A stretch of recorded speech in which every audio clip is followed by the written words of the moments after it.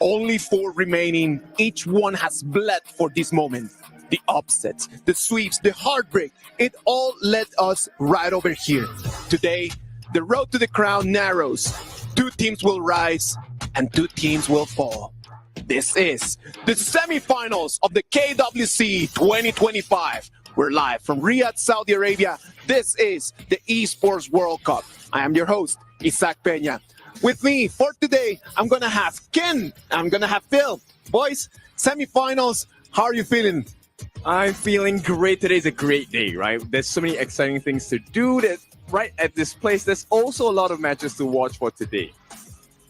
Absolutely. Yesterday, me and Kin and some of the other casters actually went to Play Park. Yes, and sir. we had an amazing VR game in there. Tell me a little bit about that VR game. I saw the photos and I saw the videos and I felt a little bit left out. I was like, oh, come on. Like, The friends are so mean. We should handle the situation right now. What is there to say, Hun?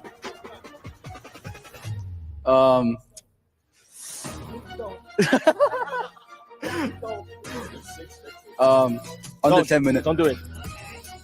We will finish the game within 10 minutes. How about you? 10 minutes. Okay, we gotta hear from the legendary Dougie. He changed the landscape of mobile MOBA in the Philippines. Let's hear what he has to say.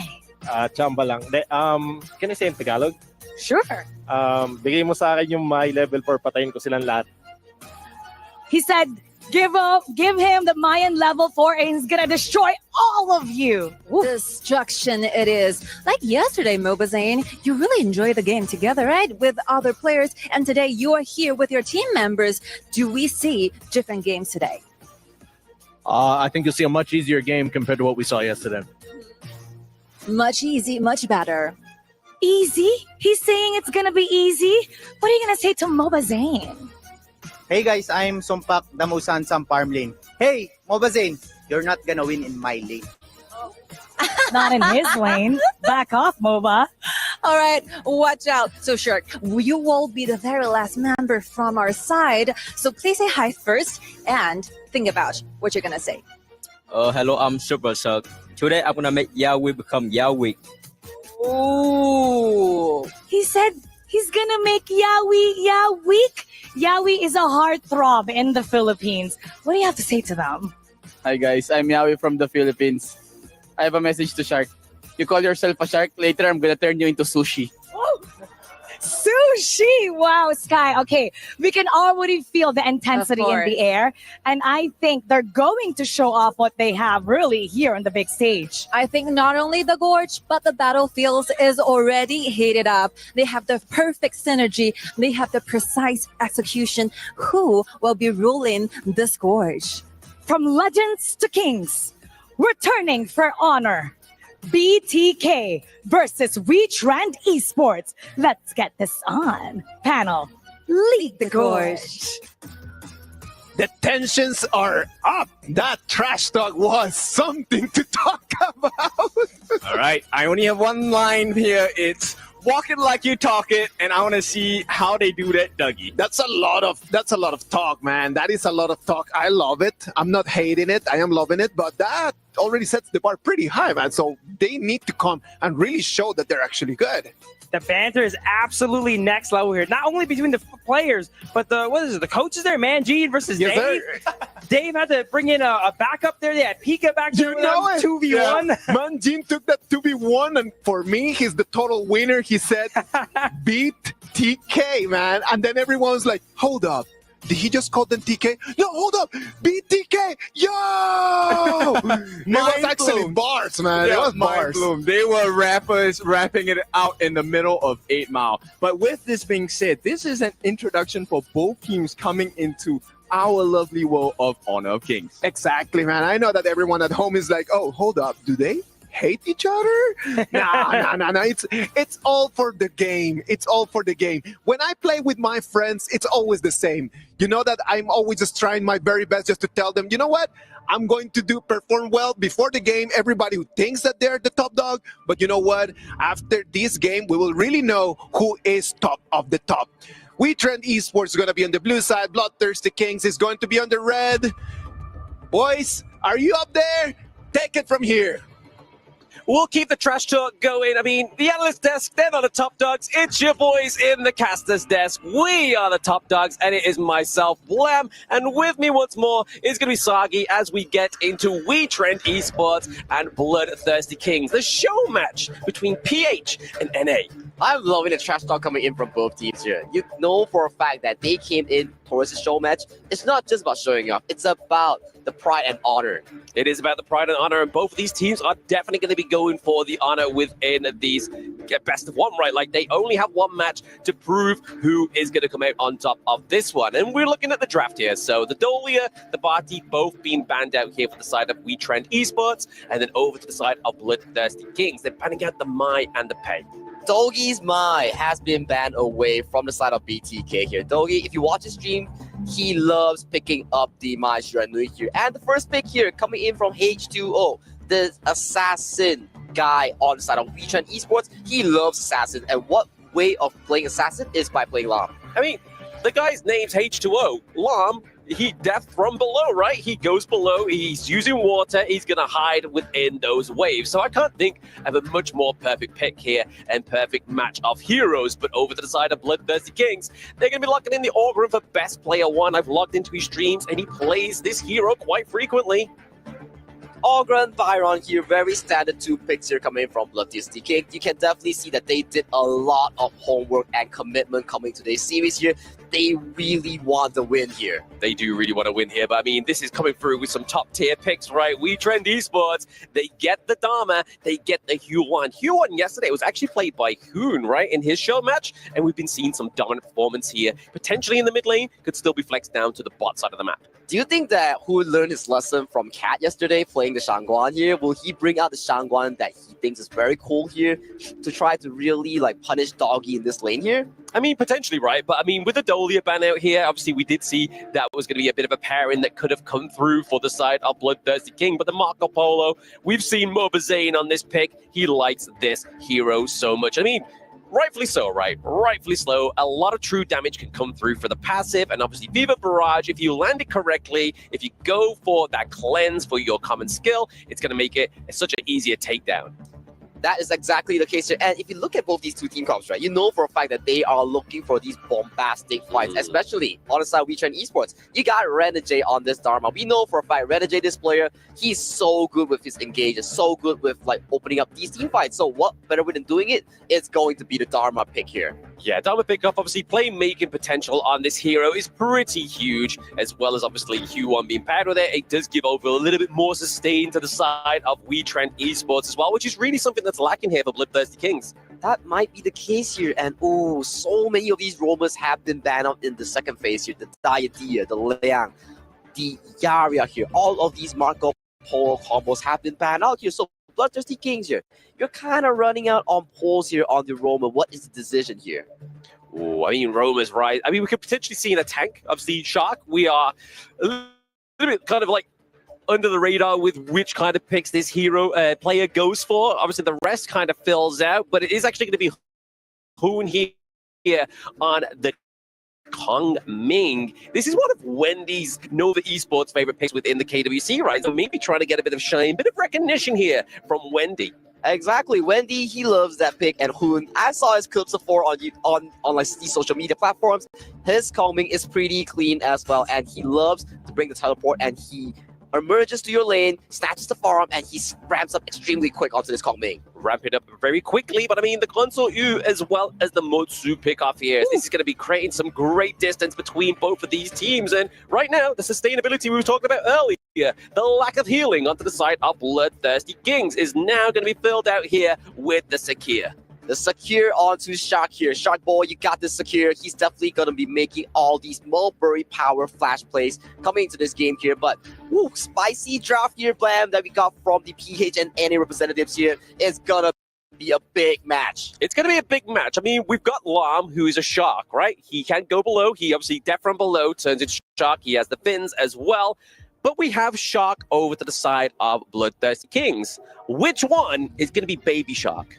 which one's going to be Baby Shark and which one's going to be Sushi, as mentioned just now here. Of course, we can only know until they start the game here. But talking about the rivalry between these two teams here, it was some spicy trash talk that we had just now. Very spicy trash talk. It felt like a rap battle was about to go down. I feel like that's where they need to go next, is just trying to traverse it into a HOK-related rap battle between Dave and Manjin. But hey, I mean, if we look at the conversion rates there, the Philippines are winning it, right? It's 1 Philippines to 2 NA representatives. I mean, that's 1 stronger than 2. That is indeed 1 stronger than 2 here, but can they prove it right here? That will be the thing that they have to really figure out right now. But woo! Amazon Arena, BTK and WeTrend Esports. What an amazing way of putting out our semifinals before that. Yes, I mean, again, you just brought a great point there. This is the semifinals of the KWC, and we are starting up with a banger of show match for both of these teams. The crowd in the Amazon Arena, can we get a Jayo? Jayo indeed coming in from both these two teams here. WeTrend Esports with BTK, who will come out on top into the show match as we see an early rotation here will be committed from the side of the Ogren. Yeah, very heavy presence into the mid lane here. Or catching a cannon blast there onto 3. I mean, we don't normally see that within a competitive match, right? I mean, that was definitely some good odds here for the side of WeTrend. You don't want to be taking these cannon blasts. Look at that. That's a 3-man cannon blast 2 times in your face here. Yawi, he's not missing any of these shots. He's not missing any of these shots. I mean, right now we are seeing a little bit more kind of like a familiarity here with just like normal competitive games. They're definitely taking this one serious. Like you were saying, Sagi, in the introduction, pride is on the line. Pride is on the line, and of course, all 10 of these players into this series are MOBA game veterans here. So definitely, HOK is definitely something that they picked up, and they are extremely good at it right now. Yeah, we just getting the kind of blast there onto Shark. I was able to phase check him, do a lot of damage, but Shark was actually not punished there. We were seeing that he was actually not too far into the lane to get that catch with that amazing AoE from the Huan. But talking about Romas right now, Yawi definitely has a very big presence onto the map right now. He is landing all these cannon blasts, making sure that Shark does not have a good time here. And H2O here, just chilling towards the mid lane here, wants to look for these catches. But look at Fried Chicken here, he might be caught out. Yeah, look at the catches. And speaking of which, we do force the flash here from Fried Chicken. He gets out. He's not going to get cooked just yet.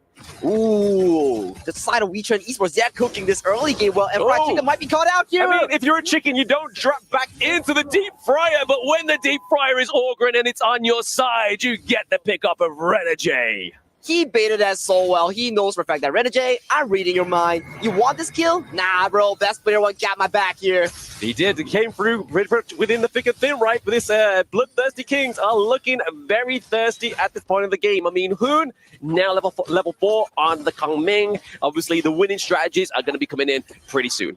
Yep, it's coming in pretty soon here. And Hoon, you're just looking at him. It's like he's racking up so much of these gold coming in from this Kong Ming. We know for a fact Kong Ming requires gold here. And Hoon, he's extremely good at farming gold. Very good. I mean, to be honest, they got 2 obviously carry potentials here for the side of Bloodthirsty Kings. They've got the Kong Ming, they've got the Marco Polo. Mobazine really needs those attack speed items first off, but right now, a little bit of a brawl here. We do see the Dharma Renajay going into the back line, but they gets pushed away. It's going to be the Fever Barrage. Mobazine not catching any, but the Cannon Blast coming through here. Win onto the back line is H2. Whoa! He gets the pick up of Mobazine. They get a double kill onto Shark, making him. Both Baby Sharks are going down.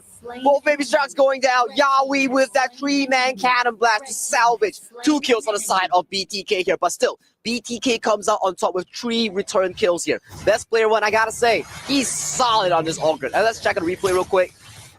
Engage comes through by the side of BTK here. They're shaking hands real quick. But look at Mobazine jumping in with the Fever Barrage here. Ooh, that cannon blast. Immediate jump by the lamp here. But Shark was crucial in stopping H2O in his tracks. Yeah, I mean, that conductor souls there for those obviously in the audience is pretty huge of a bit of a comeback. A second life for Ogren, right? I mean, we saw there, Yahweh was out of there. He took a big L with that winning strategy. He took a lot of damage already onto the chin, so he went back in. I feel like that was a bit of a mistake here for the side of WeTrend Esports. Ooh, they are still warming up their hands, as we might say here. It's still a warm-up session coming in prior to the 4th minute mark here. And look at the setup here coming in from Shark here. He might be looking to catch up specific players here, but Ultimate comes in from the lamp, pushes the Ogren towards the tower here. But best player one, he's tanky, he's an Ogren, he walks out safely. walks out safely, and we see here the bot side of the map, BTK looking to take that T1 before they even go for the Tyrant objective. We do get the Mulberry Power onto Yahweh. He's able to get out, Cannon Blast onto 2. We do see Renegade into the back line. He catches Hoon. This is trouble for the side of BTK. They just lost a lot of damage. They're looking for a little bit more. I think inside the box being committed a little bit too early there. We do get the push away on the fried chicken. The flash being expanded here, and they are able to get out, but Best Player 1 is committed to try and get some kills, get a bit of revenge here, and it's going to come back in the form of Sumpak.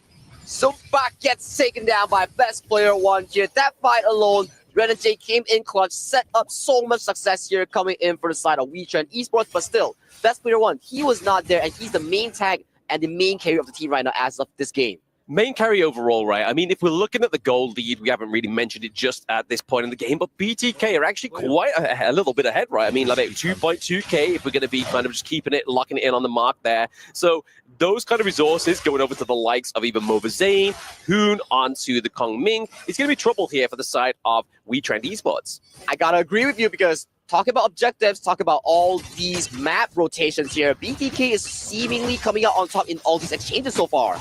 They are coming out on top of the exchanges, but I think it's just down to Best Player onto this Ogryn. Ogryn being such a tanky, sustainable pick, especially, like I said, the Conductor of Souls, his ultimate is going to give him that second lifeline and a lot of shielding, a lot of HP regen. But right now, we're going to be looking here for WeTrend, trying to get some more scores on the board, making a trend onto the Gorge.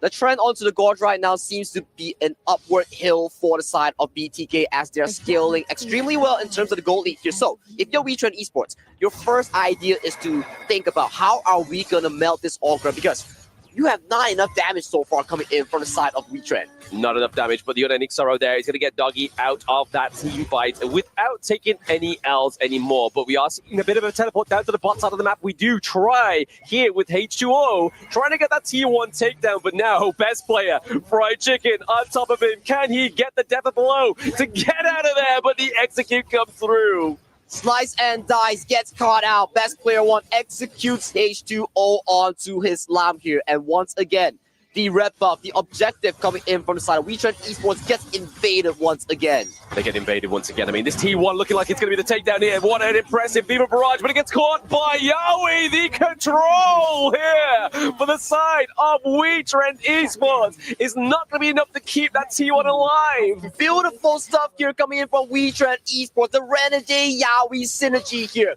3-man lockup into a 3-man, multi-man lockup. Check out this replay real quick. Okay, Unending Sora burns through by Doggy here. All members get engaged. But look at this engager. Beautiful 3-man combo coming in from the Renegade Yahweh synergy. Yeah, beautiful. I mean, Best Player 1 there, obviously coming from the back line was brilliant. There we go. You can see Assassin Dave. He's happy that the NA representatives are being very well played here onto this best of 1. But I mean, they're able to keep that 2k gold lead literally in their midst at this point in the game, but 2k is not that far. It's not a big lead to have at any point in the game. It is indeed not a big lead, but that's the competition we're talking about. Even if it's a show match here, both teams are putting all that they have to really cement themselves towards this game here, because look at both these two teams here. They are not anyhow playing the game. They are committing resources, rotations, and look at the map right now. Yeah, I mean, the map overall obviously is going a little bit kind of like topsy-turvy for both of these teams. We see a bit of a push into the top side of the map, which obviously WeTrend already had the priority because they took the T1 already. But more importantly, BTK got that T1 into the mid lane, as we know is going to open up the jungle of WeTrend Esports.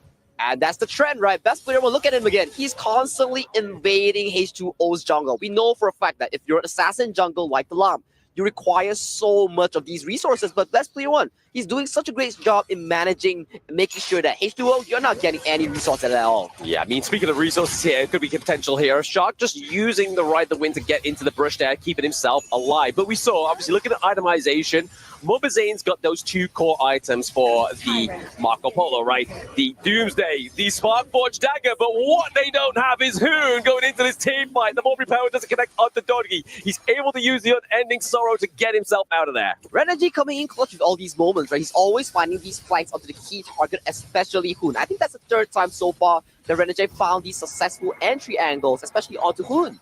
Yeah, I mean, they're finding great angles into these team fights, right? Like, getting the pickups onto Hoon, I mean, it's good for the side of WeTrend Esports as they get into these team fights. But now, you just seen the Fever Barrage into the backline being committed there, forcing the flash away onto Sunpak. Sunpak gets taken down. We are seeing Doggy and Renegade. They're a little bit too late to save that T2 into the far side of the map.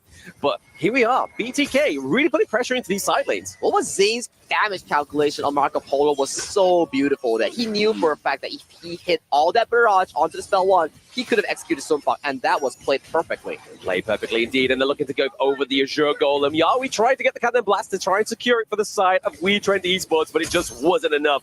Doggy taking a lot of too many shots from the Splendid Revolver for my liking. Oh yeah, that is definitely something that you do not want to be happening right now. And look at this once again. H2O might be caught out by the situation. He gets executed. Oh no! You mean when you're thirsty, you need H2O. And onto the side of WeTrend Esports, they're thirsty for the gold, but they are against the bloodthirsty Kings. So there's a lot of thirst onto the Gorge within this best of 1, and a lot of pride on the board. The winning strategy being commanded there onto the side of WeTrend Esports to keep them away from the T2 and get the takedown here for BTK. Ooh, BTK having an extremely good game so far coming into this game, especially the show match here. They are controlling the Gorge, making sure that they mark their stamp onto the Gorge. Right now, they are going towards the Overlord here to secure this objective for further wave control. They're trying to get further wave control. Obviously, we normally see at this point of the game where the team that is ahead in terms of obviously priority in the lanes like to go for the Tyrant, but here BTK is going to try and go for a bit of a different strategy. They're going to try and maybe get that pressure into the top side of the map because they've already got all the way to the high ground turrets at least 2 out of 3 lanes. I love what Fried Chicken did exactly there. He knows for a fact that, hey, I'm not needed at the Overlord. I'm just going to be man-marking this Tyrant, and if they sneak it, I'm going to be causing them lots of pressure here, and that is exactly the case. Fried Chicken, pretty good job there. Very good job for a Fried Chicken. For a chicken that has been cooked, he's doing very well, right? He's actually got quite a lot of awareness for something that is going to be food at this point in the game. But we saw there with the gold shot that obviously 3 of the side of BTK are rocking the top 3 there. So really, the side of WeTrend Esports, they need to stunt this growth. They indeed need to stunt this growth, especially as the Overlords and Vanguards are slowly marching towards their base right now. They have extremely high wave pressures coming in from all 3 lanes. Bot tier 3 already going to the hands of BTK as of this point. Yeah, I mean, look at that. So we were looking around about 2k gold difference at certain points in the game, right? But now it's definitely a sizable amount here for the bloodthirsty Kings. I mean, if they didn't have a gold lead with a name like that, I feel like it's misbranded, but into the point here is going to be the think inside the box catches 2. Is this going to be the comeback? The trendsetters, WeTrend Esports, they get the pick up onto the farm lane duo there, but Fried Chicken into the bot side of the map, trying to put pressure onto Renegade and Dodgy as the side H2O trying to keep them away from that T3 in the mid lane. Ooh, H2O, the assassin legend here, cleaning out 3 members from back end here, and Yawi once again, I gotta comment this guy. He's landing so much crucial engages here, and look at Renegade and Doggy. They're desperately trying to defend this tower, but they get engaged on the best player 1. He stays alive, but he gets taken down. Fried Chicken, can you do it? The second wind here from Fried Chicken on the Byron keeps himself alive. The sustainability, he's looking to try and just keep those minion waves coming through into the mid lane, trying to get that T3, but hey, I mean, there's a good time to get out of there, and that was it. Clutch moments coming in from both teams here. That was an explosive team fight here. Once again, the Renegade Yawi synergy is showing up massive. Let's check out the replay real quick. Okay, Renegade, he has his ultimate real up. He's looking for the angle. He goes in for the knockup onto best player 1. Sets him onto the wall. H2O comes in with the execute damage. Yeah, execute damage come through there cleanly there for the side of WeTrend Esports. But I mean, that was what, like a 4-1 trade overall? We are seeing it in the actual live that both mid lanes have been traded here. H2O gets the Shadow Tyrant for this point in the game. So obviously, WeTrend, for those at home, are going to have the extra damage, have the extra movement speed coming into these next team fights for about 75 seconds. Oh, Mobazane, he finds Sunpak. Sunpak gets found out. 1v1 between Sunpak and Mobazane. Who goes down? It's a win for Sunpak! This is how powerful the protective wins are on the console you pick here. And this is why it's one of my favorite mains. There it is. Just using that movement speed from the protective wins. It's not going to be enough to get him out of Fried Chicken's palms. And he does get cooked and fried. But hey, a 1v1 win against Mobazane here. We take that, and Sunpak comes out on top here. But that's not his base here. He falls towards Fried Chicken and Shark. Yeah, I mean, overall, if you're looking objectively, BTK are playing the map a lot better, right? I mean, they still have a T1 alive in the mid lane. They still have T2s into the side lane as well. So really, they're putting the pressure on quite thick into the early game, which is giving them this kind of lead that we're seeing right now. But there we go. Yahweh with the great think inside the box. Renegade with the collapse onto Motsu as well. Crucial crowd control 3. Down goes Shark. But still, we have Fried Chicken and best player to 1. They are looking at the best duo onto the side of BTK. They're looking for a little bit more, but they are still trying to run these minions through into the T3. They get it. Takedown. Okay, Mobazane looks to jump in with his ultimate right here. He's looking for the kite right here, and H2O goes in. So much damage onto the Gorge right now. It's a 2-for-2 trade. Can we look for a team fight here? I do think so, because BTK, they're running out of spells here. Yeah, I mean, that Opal really putting pressure onto Mobazane. I mean, the range from the Gonzo U here, we're seeing the Daybreaker being built. So we are getting to that late game itemization here on this hero. But after that, We Trend Esports managed to bring that goal lead to around about 3K again. Look at this Yaoi Renegade combo once again. Yaoi always on the front and looking for these big engages. Renegade with the immediate flank, catching out Kun and the members of BTK once again. Wow, Renegade, he's so good at these angles. So good at the angles, but here the conductor's all being committed as well. But Doggy is looking to use the unending sorrow, but still gets taken down. The death precipice is gonna be all they need on the side of BTK. But impressive, Yahweh is. Imagine how funny it would be if he watched Assassin Dave's video on these combos of Motsu. Well, I gotta say here, he doesn't have to watch it, but he's definitely doing pretty well. Maybe he can improve better if he watches Dave's video here. But look at it at wave state right now. 4 members strong coming in from BTK. They're pressuring this crystal right now as it's almost going down. Renegade, so low on health. So low on health. I think inside the box already been committed, but the damage is still here for the side of BTK. Hoon is here, but who is not here is those minions or vanguards. But it's going to be Mobazane and Fried Chicken trying to shepherd them through, knowing he doesn't have to think inside the box. Yahweh is going to get dived on here. This could be the spell of the end. Mobazane's like, guys, I'm not going for the fight. I'm going for the crystal, but Fried Chicken's going in. And BTK are your show match winners. The Kings got their honor from this show match as they take down We Trend Esports in this best of 1. They came out on top. They came out on top, and North America stand up. NA does no longer represent near airport. Wow, what a game here coming in from both teams here. BTK definitely showing us they adapt to this game quick, and they were showing very good map control here. I mean, overall, control-wise, you have to give it over to best player 1. Like the trash talk that Renegade gave him, saying he's going to make him look like worst player 1, that gave him the fire he needed in this game. He was super clean onto this wall run here. His damage control, how much damage he can soak, he was always on point with these plays here, and he has so much jungle control over to the side of H2O. Absolutely. I mean, look at that. We're getting some live reactions of Dave giving the thumbs down there. A little bit of cheeky dancing coming from Doggy as well. But overall, that was a great fun match for those to be watching. A good setup for the semifinals. It is indeed a good setup here. We are looking at a semifinals. Before that, we are building the momentum, the expectations here. And what way of doing it is between the North American representatives, BTK, and We Trend Esports from the Philippines, right? Yes. Again, both of these teams did go hard. I mean, it was definitely a lot of great team fights. I mean, Yaoi on the Motsu, these things inside the box with the pairing of Renegade as well on this Dharma was pretty sick. It was pretty sick as well. Look at this 1v1 here coming in from both these two teams. Sunpak Mobazane 1v1. It's a gun down between both these two teams. But Sunpak, he clutches it and he comes out on top. But unfortunately, this game has to go towards to BTK because BTK, I gotta say, they're really good. They are really, really good. I mean, we saw there a lot of cheering for the side of BTK. I mean, already, they've just come into the Gorge,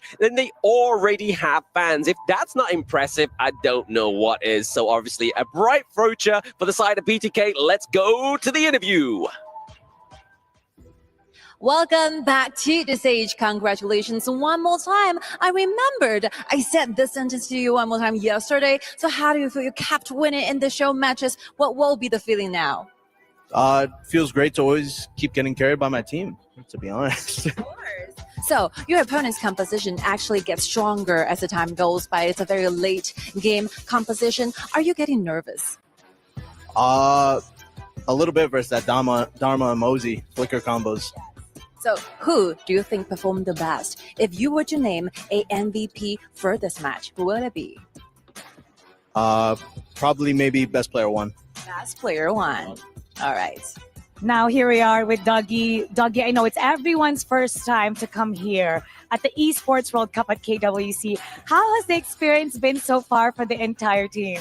It was great, really, really great. But it's kind of hot outside. But yeah, it's freaking great. Now, you've changed the landscape in the Philippines when it comes to mobile MOBA. What is your vision for Honor of Kings and the Philippines? I think it'll be massive and huge in the Philippines right now, in the Philippine market, because Honor of Kings offering like open qualifier.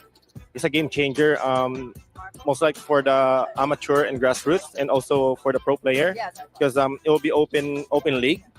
There's no such thing as franchise league, so which is pretty good. Like kids right now can dream and they can become pro. There's no a hindrance and a big barrier in front of them. And we hope you continue to shape the landscape and continue to use your influence to make Honor of Kings grow. And we're still so proud of you. Thank you so much.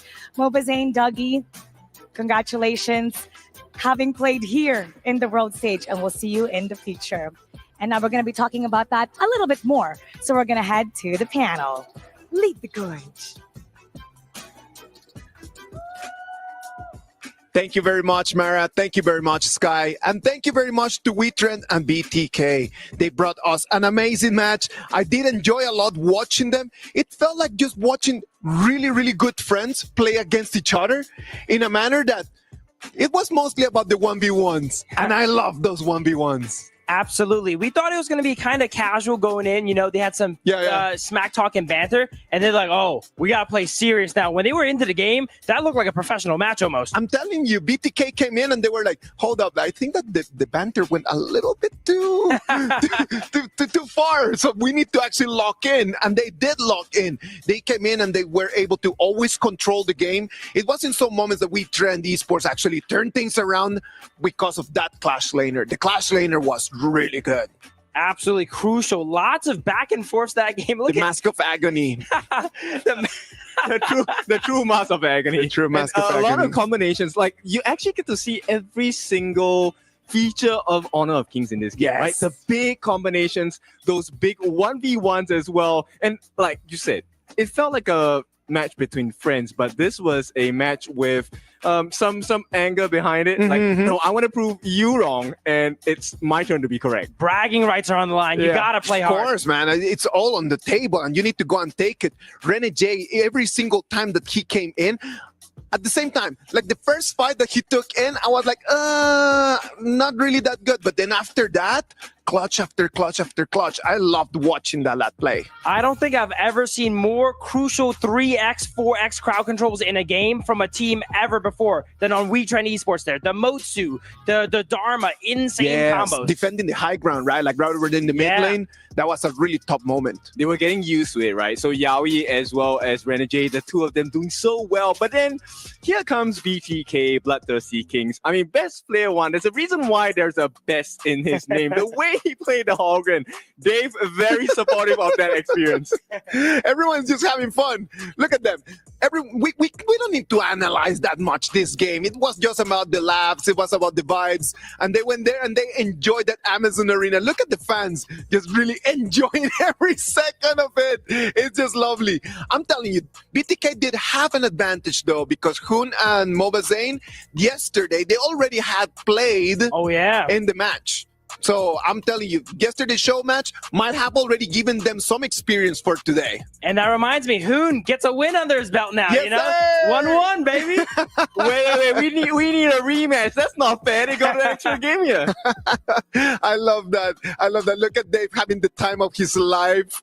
I enjoy a lot watching not only the videos from Dave, but actually working with him. I know that we're going to have a lot more from Dave today. He's going to come in and be an analyst for today's semifinals. He's going to be here trying to just break it down. But I love the trash talk as well coming in from him.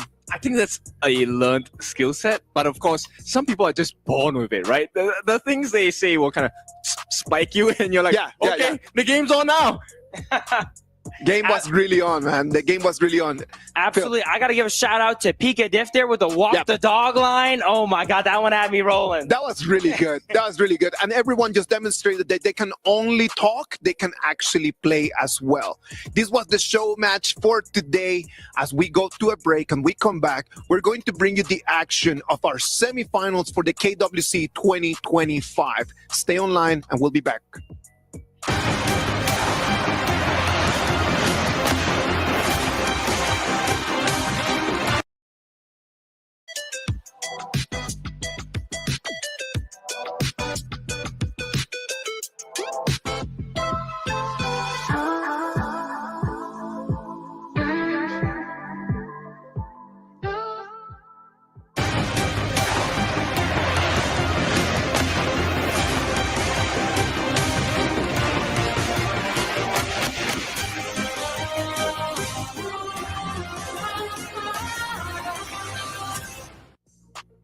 Welcome back. This is the Esports World Cup where right?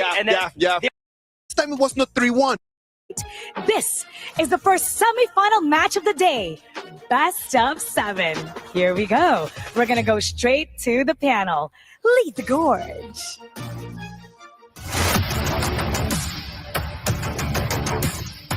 毕竟 Nova 现在在海外也算是公认的强队之一嘛，可能在这个国际服的版本里面，我们是比较 OK 的嘛，所以打到 TEG 的话，我觉得可以拿下小分。 But they want to go for the kill. They're going to go in the dream roll right onto 19. They have the damage inside. One last guy. Oh, no, Zaku with that mirror, no bait. 我觉得 Nova 是一支很有激情的战队吧，反正比赛上打的也很勇猛、很激进，所以说我们要好好的看一下他们比赛，然后保持好自己的手感。 The target, they go on to wave, they just take most of this. Nice little stampede on the 4. The infinite fast is on back, and Keck has been picked off. Mooshin's going to be next on that list. 打 TEG 我们会全力以赴去争取跟他们打得5-5开。我觉得我们对战 Nova 这一场，我们会稳稳的拿下你们。 As Honor of Kings fans, we cannot expect anything less than just their best. That's all we need. We don't want more than that. We don't want less. We just want them to try their very best. I know that TT Global brought all their fans here to Riyadh, Saudi Arabia, and right now the Amazon Arena is packed with them. You can feel the tension. You can see that TT Global, they want to win this, but in front of them, Nova Esports is not going to make it easy for them. Definitely. Trying your best is exactly what we're going to go ahead and need here, right? And it's not just about the game. Anything in life. You'd be amazed at how much you can accomplish if you could just try your best. And that's what, get in. One of the things that I really want to talk in that soaring shot, using those Spirit Wolf traps that are going to do damage over the time onto Ali, because her Maple Dance, her Parasol, is not going to be able to wipe those Spirit Wolves out. That is exactly the case here. A very smart pickup here coming in from TT Global's marksman here, Snowy here. Snowy is one of the key players we have to look out for coming in from TT Global here. He is such a beast onto the farm lane. One of the most consistent marksmen we've seen so far. Yeah, absolutely. I mean, Snowy here being very consistent, especially in their matchup against Team Vitality, right? So already we've seen a little bit of a performance here onto the KWC for TT Global at this point. But Nova Esports locking in the Musashi, which they've had at least 3 times already within the KWC, seeming to be a little bit of a key point here for CY. And it's also very good to pick up the Musashi because you are due to the death, your ultimate. When you launch yourself at the enemy, it also reduces any form of healing that they receive, right? Yeah. And you look at the TT Global here, Agudo, Diadea, Fatih. All these heroes, they have a form of healing. So picking up this Musashi definitely is a very good lockdown here. And I gotta say, Guan Yu onto a Shen. His signature pick is being locked in for the South Nova Esports. Yeah, they're going pretty hard with this first game number 1 draft, right? I mean, the Dolia more than likely going to be given over that in an Insaro twice, right? Or potentially we could get 2 duel to the deaths. Obviously, as you say, trying going into the back line, trying to mitigate a lot of that healing coming from the side of TT Global.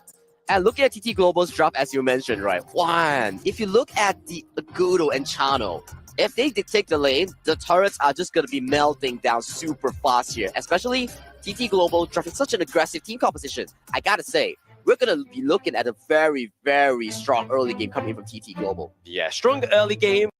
going to be crucial for this team fight. Yeah, a lot of crit damage coming over from that item, right? I mean, yeah, Eternity Blade first item for the Chano is going to be very detrimental here for the side of TT Global. Winter is here, just going to be zoned down there on the side of Nova Esports, but it's going to be Joy trying to get the hits on as forcing the flash out of the team fight. Can Sunrise soak the damage? Mochi with guy myself, that kills me, and to say that OG dropped that 4-0, but you can kind of see now it's all making sense. The pieces are falling into place here for Nova Esports as they're looking to cement both of those shadow objectives. Both shadow objectives being secured as you mentioned here, and right now they are looking to further push up their lead here. You gotta keep your eyes on Shen here because he's gonna be putting a lot of pressure onto Snowy and Crane coming to this fight. Putting a lot of pressure onto both of those players onto the side of TT Global, right? But speaking of pressure, Winter is here is going to mitigate a lot of that pressure here for the side of Nova Esports, and TT Global get to keep their T3s alive just for now. Wave clears are very good here coming from TT Global thanks to the Winter is here as you mentioned. This Princess Frost, if she goes down here, it's going to be a big problem. However, she has just secured her Splendor. Secured a Splendor, so they can bait one on the side of Nova Esports, right? Maybe CY goes for a bad dive with a duel to the death. But Joy over the wall uses Destiny counter, actually hits onto 2, but it's going to be Schwan on the Guan Yu, trying to bully and pick Joy off, but Sunrise goes down. The T3 goes down. Saki, what am I watching? What am I watching is a spectacle coming in from Nova Esports as they take down another tier 2 here. 10-0 on the scoreline here. They have yet to drop any single members. Not a single member nor a sausage inside here for the side of TT Global. Nova Esports 10-0 into the T3. Splendor being used here by Crane. Winter's here is used. Wendy's actually going to be the first blood here for TT Global, making sure it's pushing away Nova Esports.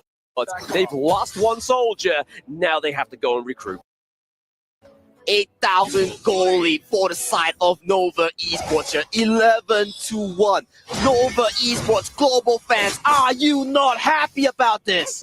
Oh, absolutely. I mean, they've got to be cheering. They've got to be cheering. No matter which fan of the team you are of the global esports scene, this is really going to be making them all stand in unity. But this engage here, the takedown of obviously Sunrise already gone. Crane get taken down there. So Wendy for Crane, a little bit of a good trade here for Nova Esports. But still, Crane Splendor will be down for the next upcoming 2 minutes here. So that's a very pivotal cooldown here.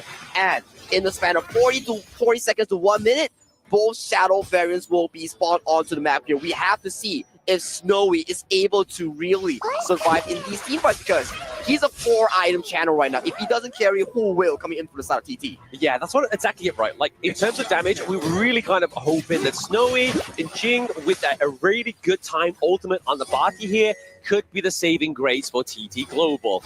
But for the side of Nova, they haven't caught out Mooch yet. 3-0-6. He's not 6-slotted. He's looking for a little bit more of attack speed. We've got the Sun Chaser, we've got the Daybreaker, we've got the Doomsday, we've got the Sparkforge.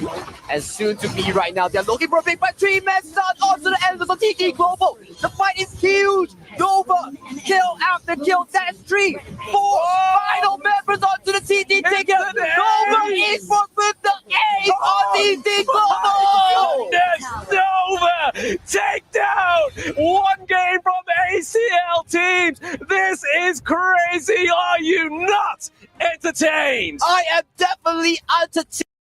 And they proceeded to carry the entire game. They never let their foot off the gas. Yes. They went in, tactically retreated when it was time. Yeah. That's such a beautiful game. You called it, Phil. You called it. You said it's going to depend on Wendy. How can he carry? If Wendy can really hard carry in here, it's going to be amazing. Now, everyone says we won already, but we have not won yet. But I'm telling you something. If you They've got the sustainability and they've got the playmate potential here, and they're rounding it out with the Ho Yi. So again, a good counter to the Lung. Very good counter towards the Long if he does go for the tank, semi-tank Arcana build up for the Ho Yi here. Provides a lot of cooldown reduction and HP in the lane here with physical defense here. So that Ho Yi will be an ultimate bot, shooting down these burning sun arrows, making sure that he lands on the key targets of Nova Esports here. Like I say, we saw Inua on the Ho Yi yesterday as well, right? Like his burning sun arrows, they definitely hit land onto Schwan. It misses the entire of the mid lane, but actually hits into the top side.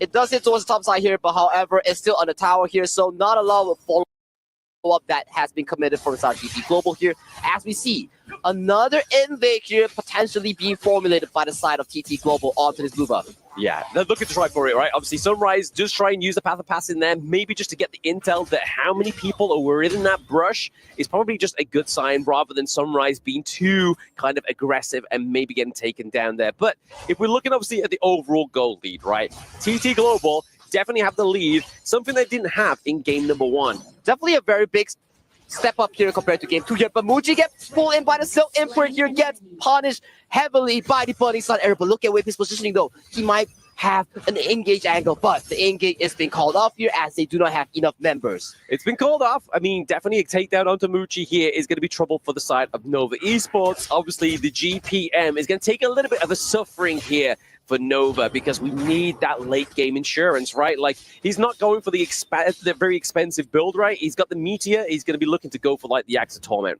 Either the Axe of Torment or his skills towards the third item as the Starbreaker here. So that's definitely up to Muji's case here. But I gotta commend TT Global here. That was a pretty solid engage here. Burning Sun Arrow right towards Muji's face. Immediately Silk Imprint to pull them towards there, giving him no window to commit for the Infinite Vastness escape. Yeah, I mean, we always talk about the Infinite Vastness being your get out of jail card, right? But when you're CC'd for gosh knows how long, you can't press the button. And that's exactly how they were able to catch up Muji down to the bot side of the map. But 4-minute mark on game number 1 and game number 2, and TT Global are looking to clean off this Tyrant so quickly. And Tyrant has been secured for TT Global here. And with that fresh Tyrant, they are once again looking to invade this blue buff here. Burning Sun Arrow hits onto Waypit. We are saying that these Burning Sun Arrows are connecting. It's going to go into Waypit for the Embroidered Lane, but these are predicted to split apart the team fight. The thing inside the box is there to lock down the side of Nova Esports. So 1-1 trade is definitely the best case scenario here within that team fight for Nova. Well, for TT Global here, they're definitely happy because securing that Azir Golem, securing that 1 kill here, and right now they're pressuring the mid T1 tower. The mid T1 tower. I mean, this is a crucial objective for those new into the game. Trying to get that T1 in the mid lane means that your enemy's jungle becomes a little bit more available for yourself. Right now, 2,000 gold lead, fresh for the side of TT Global here. They took back the control that they lost compared to game 1. Definitely a much cleaner execution coming in from TT Global in this game. Much cleaner. Obviously, gold lead is definitely going to be one of those short indications that you're having a better early game, right? The fact that TT Global are ahead by around about, 2k gold difference, and now it's kind of only just going to be keep going and snowballing at this point, because in terms of the team fight here, Nova's yet to have their way in like we saw in game number 1. That way into the mid lane, CY onto the Musashi, was definitely the key to their inevitable victory in game number 1, right? I have to agree with you. And right now in game number 2, we have to see Shred and Waypit find these angles to access the backline here. But look at Ching. He's waiting for a prey here. Wendy gets caught out by the Truth Mantra! Oh, the flash, the Truth Mantra comes through there, but it doesn't actually have as much dictation into this team fight as they thought. Muji gets the kill here onto Ching as well. So Dharma going down, think inside the box being disrupted. CY, Muji with the damage. We have the Infinite Vastness coming in onto Snowy. That's a 3-0-3-2 trade, for the side of Nova Esports. And CY does not have the ultimate onto the Luna here. You cannot be fighting in the Ogre without your ultimate here. Waypit potential sacrifice for his jungler's mistake here as CY has the ultimate again. Goes for 1v1, misses the ultimate. Yes, to back up. Oh, he misses the mark, and that's a detrimental thing here for the side of the Luna on the Nova Esports. But now you can kind of see TT Global, Jing, as well as Crane are looking to try and find CY. Already, Xuan trying to give a bit of reinsurance here to his teammate, but it's not looking too good. It's not looking too good as TT played that clean, making sure that CY does not hit the refresh mark here. And CY, Waypit, was the punishment on that series. Oh my, what a bombastic series coming into this game 2 here, Blam. A very bombastic series at this point in the game. I mean, it's definitely going to be very interesting to see how Nova Esports comes back in this one. But this team fight was definitely kind of like one of those sure shines, right? Like they were really kind of trying to hope to get some more onto the board, and they were able to get that double kill, able to get that 3-2 trade. But ultimately, CY obviously fell down towards the end as well as Waypip. And of course here, and Ching at the live play here gets punished for the side of Nova Esports here, gets taken down as Nova Esports pulls the perfect retreat while getting that one kill here. And talk about a replay here. Missing that refresh is so pivotal onto CY here. The pressure. Man, TT played that so well in the team fight. I mean, it's one of the things that separates obviously some good players to the great players is if you can kind of mitigate those marks onto the Luna, it really disrupts the absolute potential of her ultimate, right? But right now, Snowrise gets caught out into the brush here. He's just trying to sort of like poke and prod, make a little bit more of awareness here for the rest of the team on TT Global. I gotta comment on Sunrise here. He's having a splendid game onto this all-ground here. The damage calculation, how much damage he can soak. He's having such a great job onto this all-ground here. He is such a raid boss of tank. Raid boss indeed, right? I mean, Sunrise having a much more cleaner game here, but it is going to be the Orgrin. I feel like it was kind of like maybe the side of TT Global ban, like basically they draw out the Masashi, right? Masashi being one of the greater counters to the Orgrin, and then they knew game number 2 they would go live. But speaking of going live, is going to be the whole setup here from Ching. He's getting the kill onto CY as those neutral objectives come online for the second time in game number 2. Looking to stop it there, looking to just make sure they get a bit more pressure into these side lanes. And that is the beauty, the perfection of TT Global's team composition. You want to take these buffs, you got to be face checking into several spells here. We're talking about Arrow coming in from Ho Yi, Cannon Blast coming in from Mo Zi here, and Silk Imprint here. Once you get hit by those, you're going to be seeing a Dharma flying towards your face. Yeah, I'd say it's not one sight you want to see when you know Nova Esports, right? You don't want that Dharma crashing into you and getting those really big truth mantras into your team. Like the playmaking potential here from the Dharma, from Jing as well, is what they're really hoping for and banking on here for TT Global. I agree with you, and right now, TT Global, they have the absolute control with a healthy 5,000 goalie marching towards the next tier 2 of the side of Nova Esports here. Yeah, taking the T2 down to the mid lane is going to be very potentially a big play here for TT Global. Looking to start up a bit of a team fight. Waypit does not have the Unbridled Outburst. So a little bit of an overstep there for the side of Nova Esports. That is a beautiful crowd control change here coming from TT Global. You land the Arrow, you land the Silk Imprint, you land the Cannon Blast here. I think Waypit was like, man, 5 seconds of crowd control here. I can't move, buddy. You can't move, and that's the problem, right? Like, you can't move, you're slowed down. And the thing is about Zhang Fei, right? He can leap and save her in, but trying to leap out when you're being slowed is one of the hardest tasks in Honor of Kings. It is indeed one of the hardest tasks here, and TT Global making the Shadow Tyrant of light work here. Just like last game here, TT Global mimicking Nova Esports collect the double objective here. They are further look to push the objective lead coming from the side of their goal lead. Yeah, I mean, there's so many teams within the KWC at this point, right? They love to go for the double shadow variant objectives. Like we see Twisted Minds like to do it. We see that Nova loves to do it. And now TT Global's like, all right, bet if you want to play that game, if you want to just lose both of those neutral objectives so we can take the win, let's go.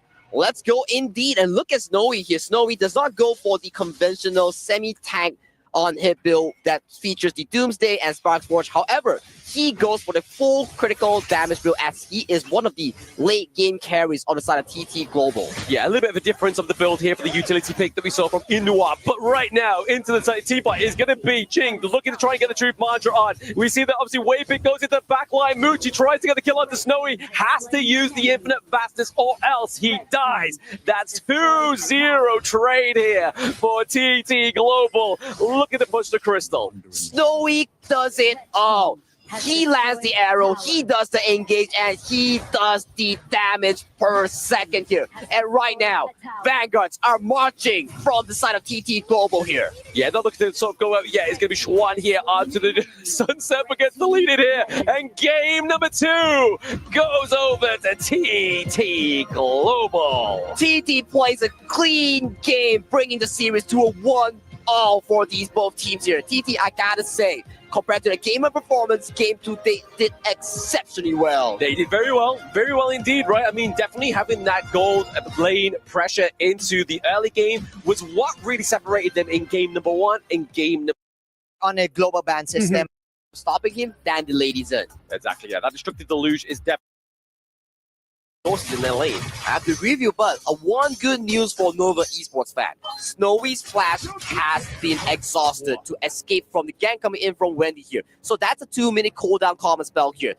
He will not have the flash coming in for this Tyrant fight. Yeah, I mean, honestly, Garo is probably not going to be very much situated beyond, obviously, that fight there. We're more likely going to be seen maybe mid, as well as obviously Sunrise trying to go take that by themselves. But ultimately, Nova Esports, something that they didn't have in game number 2 is that gold lead, and now it's just been nullified, right? We just saw that flicker from 9.8k to 10.3k. It just came out of nowhere. It just came out of nowhere indeed, but that's the thing about Honor of Kings here. Without big fights, without big objectives here, the gold lead will always stay stagnant between these two teams here. However, let's jump back into the Zia pick for a bit here. It at least covers some form of late game insurance that Nova Esports require, as we know for a fact that the passive sanctification coming in from Wendy can level someone over level 15. Yeah, exactly. It gives them obviously additional bonus attributes as well, depending on which hero they lock it onto. But we can already see here, formulating a potential fight for the Tyrant CY starting off. Make sure he doesn't have to get a reset, but actually the provoke comes onto the side of TT Global. The unbridled outburst into the back line means Wendy gets caught out, but also Schwan trying to keep his teammates alive gets taken down by Snowy. Oh, Joy! Crucial unbridled outburst catches 2 and strength left to drive by the team here.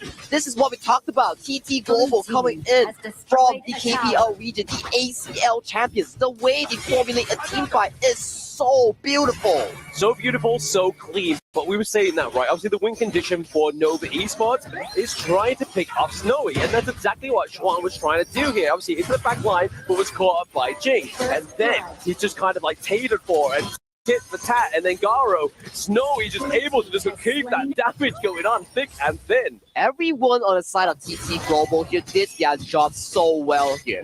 King was single-handedly making sure that Strength was on lockdown patrol, making sure that Strength will not have access to Snowy there. On the side of Joy, his unbridled outburst was so clean, it gave direct access for Sunrise towards the back line of Nova Esports. Yeah, I mean, if we just, obviously, we had that big team fight, but if we look at the overall objectives that were procured by TT Global with that one, they got 2 T1s, they got the Tyrant as well, so that's now put them in a steady lead for that gold lead.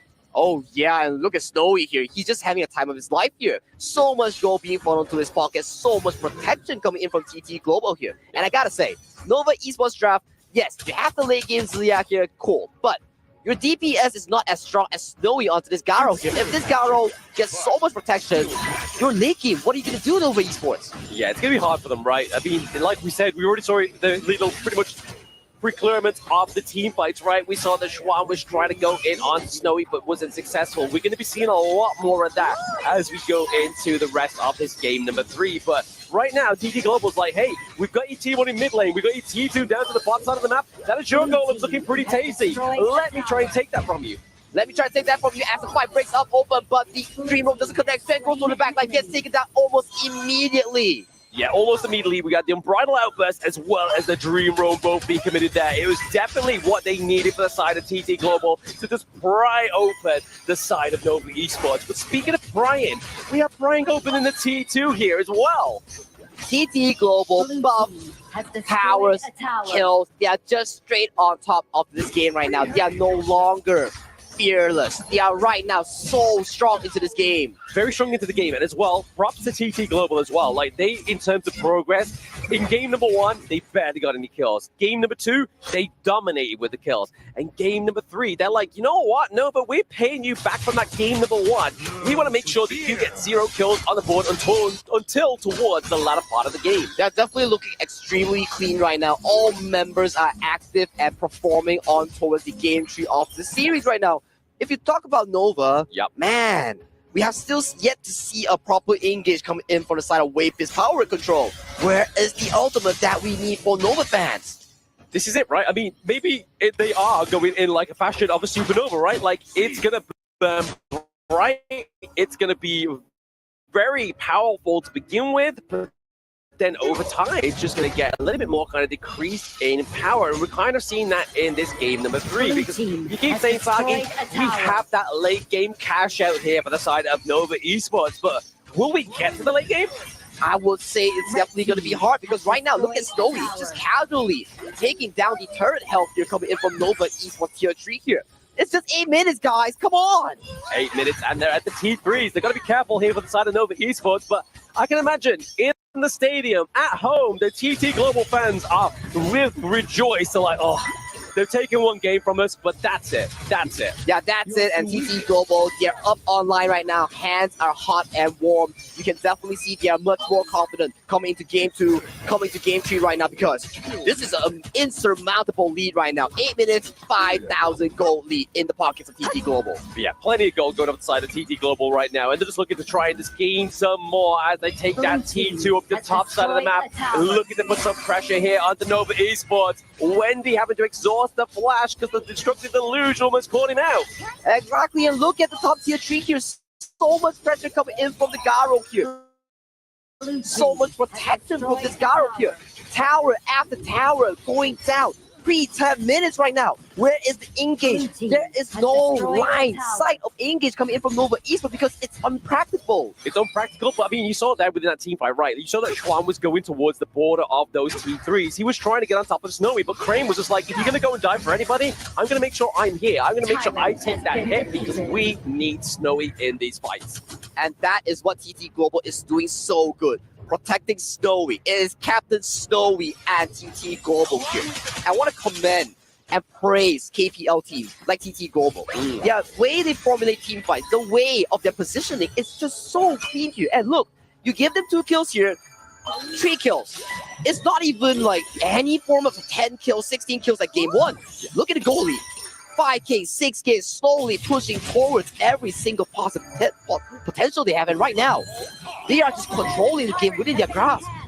They are controlling on all fronts, right? I mean, kills doesn't really mean much here because obviously we're playing against some of the best of the best, right? But it's all about those objectives when you do get those pickups. But Schwan here does not want to get picked up here. We get a lot of damage coming from the Suya into the back line. But there is Ching onto Wave Pit. Tries to get the double knockup. Moochie goes down already. Wave Pit's not looking too good. He gets taken down as well.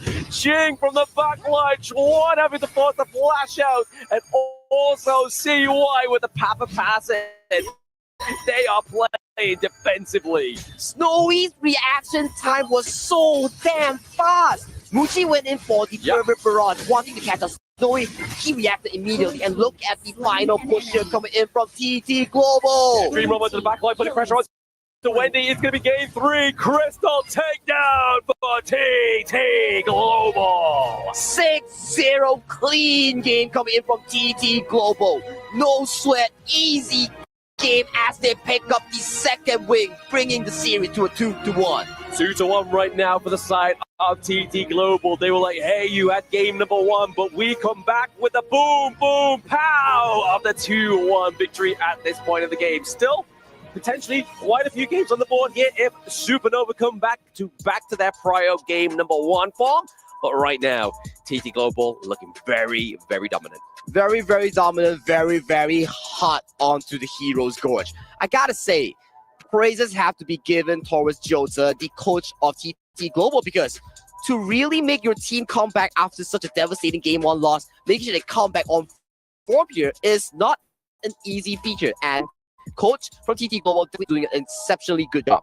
An amazing job. An amazing job for the side of TT Global's coach here. But look at Snowy, man. Snowy was just so dominant in this game. And like you were saying there, towards the end, Sagi, his positioning, his reactions were inhuman. It was indeed inhuman here. That's why Snowy is crowned one of the best farm lanes coming in from the KPL region.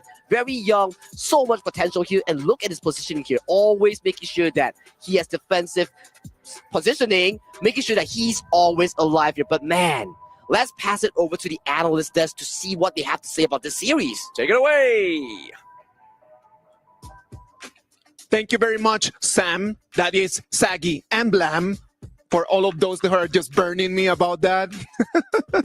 Thank you very much to TT Global as well. The 2-1 advantage right now after that very dominating performance, right? Like they came in and they just had a timer in there. They said, like, you know what? We don't like all that commenting that these people are having right now, saying that we did not have a good game in that game 1. So they're coming in and they're showing what they're actually made of. I'm telling you that game 3, it doesn't get faster than that. 10 minutes, boom, direct push. They absolutely switch gears, like my friend Manjin here would say here. These two games are kind of a different beast. This kind of is the different beast, but it's what we know from TT Global, right? Game 1 is actually the game where they were a little bit unorthodox. Maybe they were feeling out Nova, game 1. Wasn't really sure what's going on, but now this is the TT Global that, we know. Of course. Like they brought like a strategy, a game, plan A strategy that maybe we can kind of hold back. But no, they saw that how Nova is as a team and they're now paying respect. They picked up a great Garo type of composition. And that's the thing about that Garo pick, right? Yeah, like, you can't really reach the Garo up until the late game point. There's no way. There's no kill threat. There was no option that Nova could actually just flank around, find the Garo and get rid of it. And if you cannot get rid of the Garo, it just snowballs so quickly. And it can destroy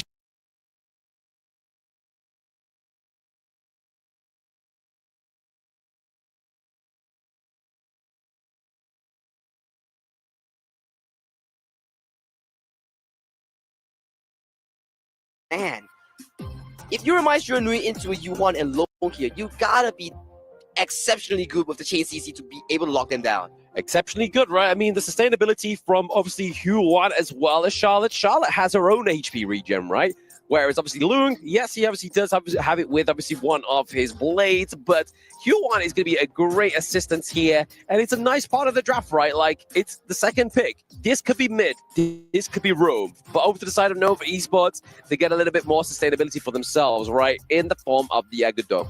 In the form of the Agudo, making sure that the early jungle tempo will be in control of CY in this game 4 here. So, moving on to the latest. His ultimate, he's going to have that healing from joy on the Dian. Yep, that's the nice thing about picking a high-end, right? You scale exceptionally well towards the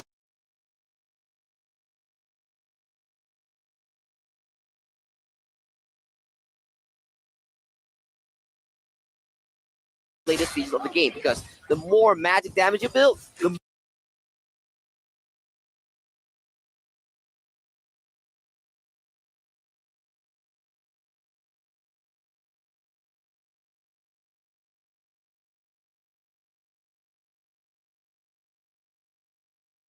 more healing you can provide towards your team here. So that's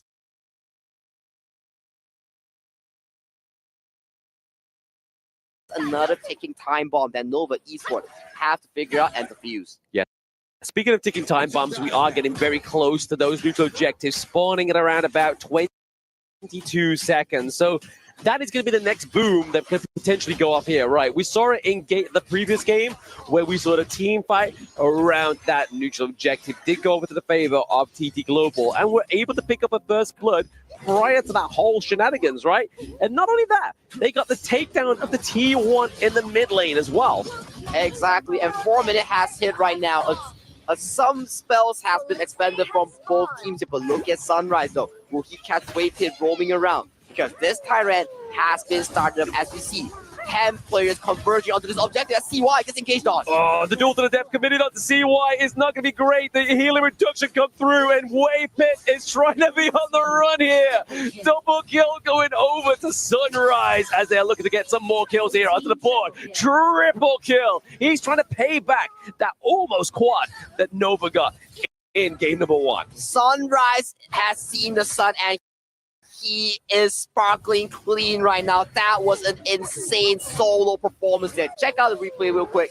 He started off the Tyrant and he single-handedly dove onto CY here, making CY the first target here. Subsequently, he was just going for the resets onto extreme speed, taking down more and more enemy teams here. By the time that Strand arrived here, it's too little too late. He gets focused down by 5 members of the side of TT Global. Yeah, too little too late. And obviously, if you are rotating around on the side of Nova Esports, you've got to kind of predict that TT Global are doing that exact same thing, right? I mean, Snowy, he rotated around, he got the damage come through towards that latter part of that team fight and really kind of like toppled the tides there. But once again, what we were seeing there is that they were a fight for 3 kills. We got the takedown of the T1, and as soon as Sunrise got his bloodthirst done, he was like, you know what? I'm going to go get the Tyrant now. And it's exactly what we just saw in the last game. I have to agree with you. Game 3, like you mentioned, Tyrant, failed team fight. The winners come out on top here.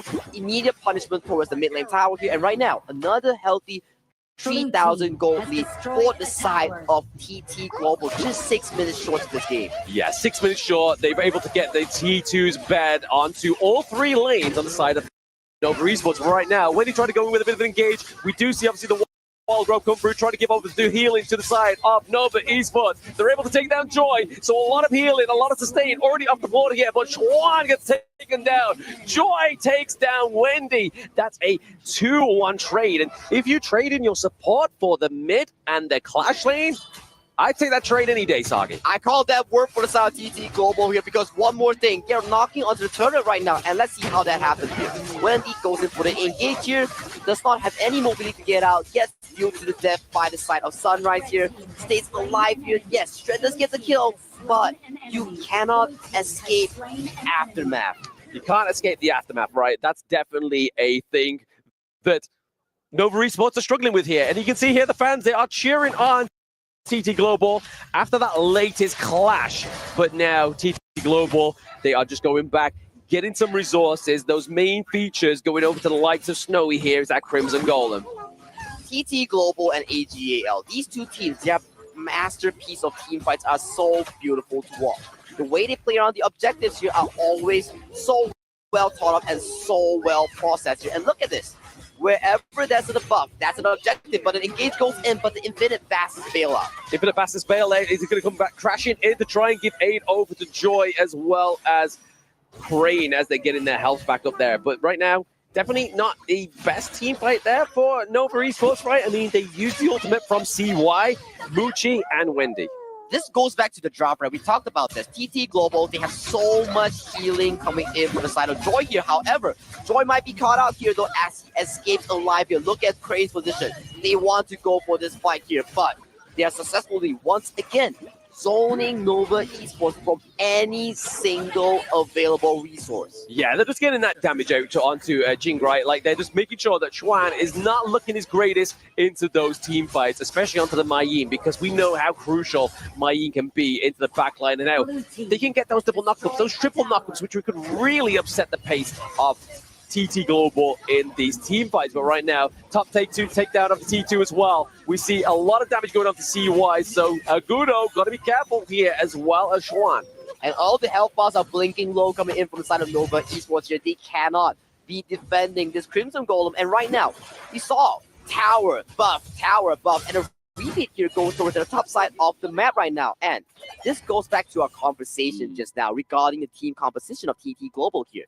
Yes, you're Nova Esports, cool. You have all the burst, all the engager, but if you cannot out-damage the heal that's been coming from the likes of Joy on the Cheyenne or Crane onto the U1 here, you can't win a team fight. Yeah, I mean, that ride the win there from Snowy was just so great in terms of opening up this team fight for the side of TT Global. Sunrise claiming CY and Wei Pip once again. That's a lot of healing. I mean, potentially the majority of the healing of Nova Esports has been taken down. Sunrise is so clean onto this Musashi here. He's finding all these multi-man knockups, all these crucial initiates, and right now, 2 members down on the side of Nova Esports as TT Global might look for the end.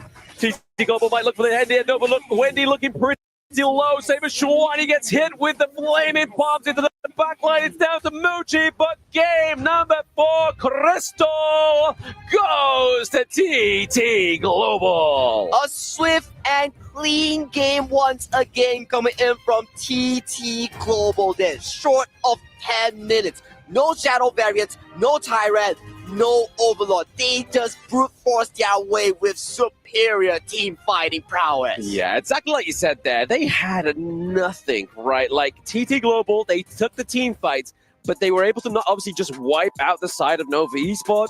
They were able to get so much more. Like that first team fight where we started to see Sunrise get that triple kill. And then he was like, guys, I'm going to go down to Tyrant. You go take T1. And then that's just where we start to see the Fisher just kind of separate these both teams. Oh yeah, especially giving like gold lead and so much control towards these strong teams from the KPL region. You're just going to get punished, choked from all these resources because on the side of Nova Esports, your draft is so early game centric. The Agudo, the Mai Shiranui here. If you don't get all these early catches, you are going to be punished so hard because one thing for sure, your burst is not enough for the line of TT Global. It's not enough, right? I mean, the burst from the Wendy, burst from Muchi is just going to be one of those hard things here. But speaking of hard things, we're going to speak about the hard truths here onto the side of the analyst desk. Let's take it over to Isaac. Thank you very much, man. Thank you very much in terms of that. Right now, TT Global 3-1 advantage. It does look like they are right now in a tank. I would never even dare to say that they were in a sports car. Right now, they're in a tank, just kind of just going through. Again, not even 10 minutes, taking that victory. They were angry. They were angry after game number one, for sure. They took it personal. And they're now holding Nova. They're choking them out, suppressing them in every situation possible. Man, I can't believe we ended in less than 10 minutes. I was actually preparing to eat. I didn't get the order. I had to run back too. Yeah. The managers are yelling at me, "Hey, Manjin, where's your order?" Wait, I want to watch the game. And I was like, okay, before I ordered, the game has ended. They don't even need the Overlord or maybe any nothing. bucks whatsoever. This is just clean slate game for the side of TT Global. Don't give them the cleanest first 5 minutes. I think that the problem in here is that TT Global wants to have statement wins. That's it. They're not going to be okay with just like winning. Every single game is going to have to be domination. They did not like the taste of that game one for sure. Absolutely not. They got to make up for that now, because as we mentioned before, there's a lot of pressure to 4-0. That's impossible now. So they're going to try their best to, show that that's what it could have been. TT Global came into this KWC to see Tim play the heroes in here. He said that Isaac mentions go all out. If you have something you've been thinking about playing, wasn't quite sure about it, right? This is the time. Pull out all your comfort picks, whatever you think is going to win here, and good luck. Oh my. Good luck to those two teams. Nova Esports is going to be on the blue. TT Global is going to be on the red side. Let's wait and see if this is going to be the final game or if we can push it to our game number 6. Sagi, Blam, off you go. Thank you very much, Analyst Desk. We are back for potentially the match point here. So everybody at the Amazon Arena, those at home, you are needing to be on the edge of your seats here because Nova Esports, TT Global may be going at it for the final time. And once again here, Pei will be locked in for the side of Nova Esports to amp up their tempo in the early game that have been losing towards TT Global for the past 3 games here. And we look at the bands here.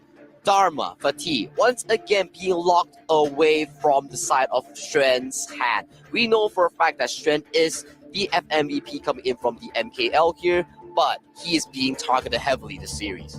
Being targeted heavily, absolutely. I mean, it seems very personal, but hey, when you have that intel for the enemy, you're like, boys, just like, what's going on? Just make sure that we are actually targeting those big carries, right? Exactly the case here. And when we come into game number 5 here, more and more picks have been expended for both these two teams here. Dundolia being locked in for TT Global, standard stock, and Mai Shiranui here being locked in for Great here. Wow. Yesterday when we saw Mai Shiranui from AGAL, that was bombastic and that was fast here. So TT Global here on their first 3 picks here are so strong in the early to mid phase. Very strong, right? I mean, it's that Dune and Dolia combo that's so great, right? The double unruly blade means that you could set up such a great engage onto the enemy backline into the team fight just initially, or you can then use it to get back out, right? And then you've also got the sustainability that Nguyen already has, paired with Dolia as well, and just even more bans onto that clash lane, the Shang Yu. I mean, Phil's probably crying right now in that green room. He is expecting the pick to be picked up by Ching there, but man, it's not the time here. More and more picks on the clash lane are being burned down for the side of Nova and TT's pull right now. I gotta say here, 3 bans on Shen right now is devastating because my man is running out of hero options. He's running out of hero options, but I mean, he could go for something like the Derringer, except he hasn't gone for that just yet.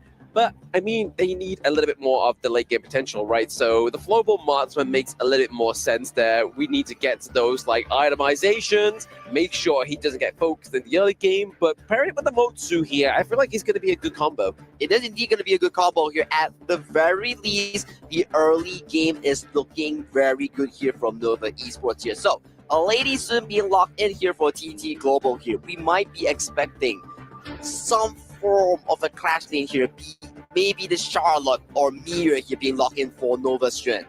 Yeah, some kind of like split push potential, right? For the side of Nova Esports. But over to the side of TT Global, what do you think we're going to go for into the clash lane that side, right? I mean, they're definitely maybe going for more of a tank. Well, only time will tell, Blam, because the coaches are discussing, the coaches are strategically planning the specific picks that they want to pick up. For TT Global, they still have one of the best blind picks, which is the Sun Ce here. For the side of Nova Esports here, they lock in their comfort pick, Kong Bing, for the side of Wendy here. They want to fight. They want to brawl. Yeah, Wendy with the big guns coming through here with the winning strategies, but also the Lu Bang as well. So that's going to be pretty scary for the side of TT Global. But they answer in kindly with the Wutsu. So split push potential here could be crazy. So the difference between these two picks here, let's compare Liu Bang versus Fuzi here. Liu Bang wants to assist your team here, but if you leave your lane here, you're gonna be losing multiple towers towards the Fuzi here. So you gotta be careful, Nova Esports. You gotta be looking at your towers. Yeah, nobody leaves baby in the corner because that's exactly what happens, right? Devastation can occur, but this may be the match point here. We have big guns coming in for the side of Nova Esports. We have the Kong Ming for Wendy. Is it going to get them enough to get that second point onto the board? But those over at the Amazon Arena, we want to hear you cheer. We want to hear you say, Jayo for the potential first time.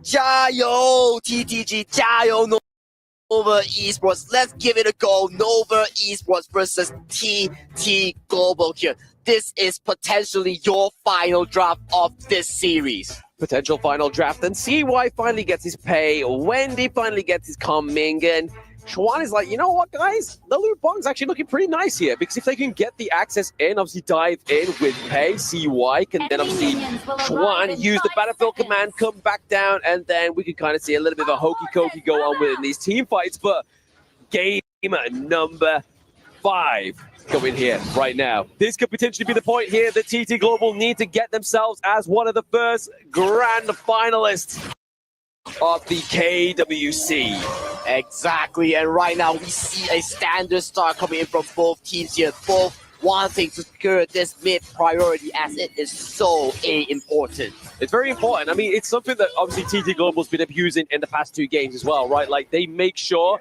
that they get that T1 around about that 4-minute mark. And a light up your cheer coming in from TTG fans here. TTG 加油，用实力打破自己最适合的5人组冲。So they're pushing for a cheer, making sure that these 5 members cheering on for their success in this international stage. Yes, beautiful. Thank you for the supportive message there as well. And obviously, for those on the global server, we have the Flowball Mage being released here as well. Obviously, not into the tournament, but you can put your hands and play such a fantastic variant of the Flowball. But looking at strength here, might be caught out here. Okay, back to the Flowball Mage here. What a special hero here.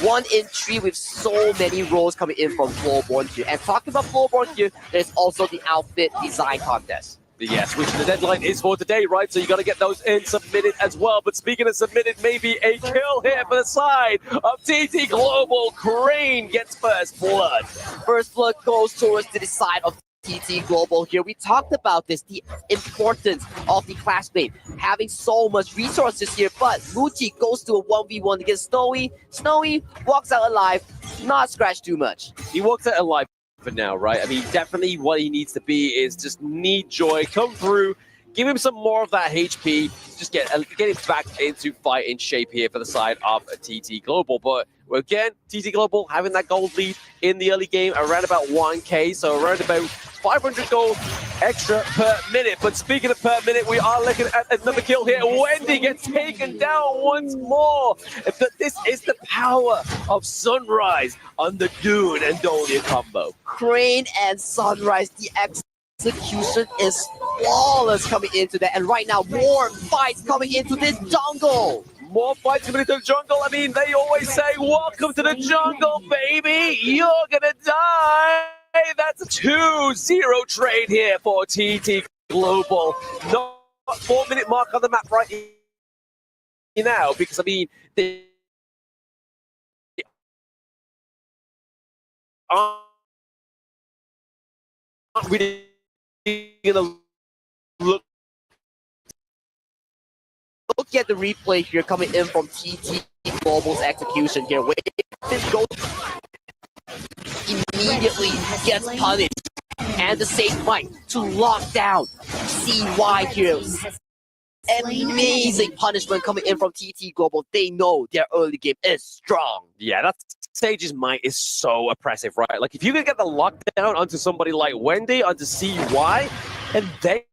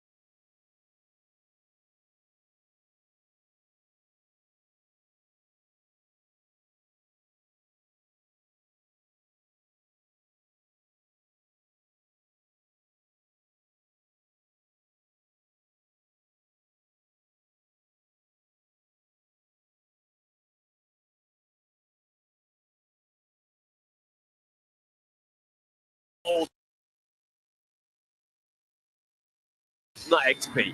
And look at the control right now coming into the jungle for TT Global here. They look for the engage onto Muti here. He's extremely low, but they are forcing them to back up from this buff. Yeah, forcing them back up on the buff, but it's going to be a good catch here for Crane. He's able to get the knock on the 2, but it now comes in. It's Shawan with the Battlefield Command as well. They think it's on the box. Tries to come through here for Wave Pit, but that is going to be a 3-0 trade here for TT Global. Such a smart use of the Dolia Fuzu combo here. We were talking about, Dolia Dun, Dolia Rolling Raid, but the double Sage Might, double lockdown here.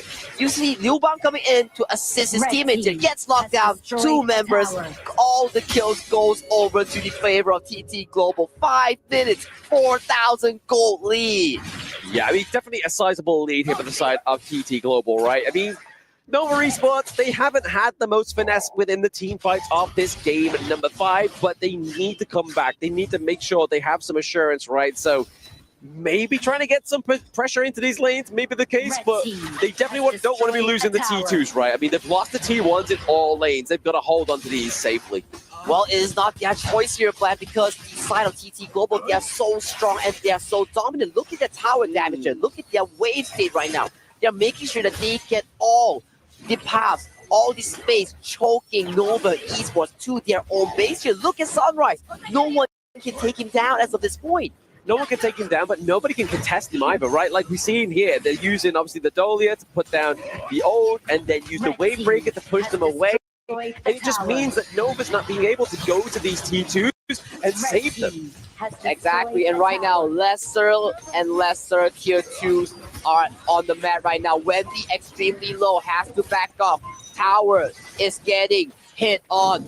Every single hit matters. Look at this tier 3 here. No defense here coming for the side of Nova Esports. Yeah, he's just really showing the potential of the Futsu pick, right? Like he's able to just run these turrets down like no man's business. And Ching here on this pick is doing great.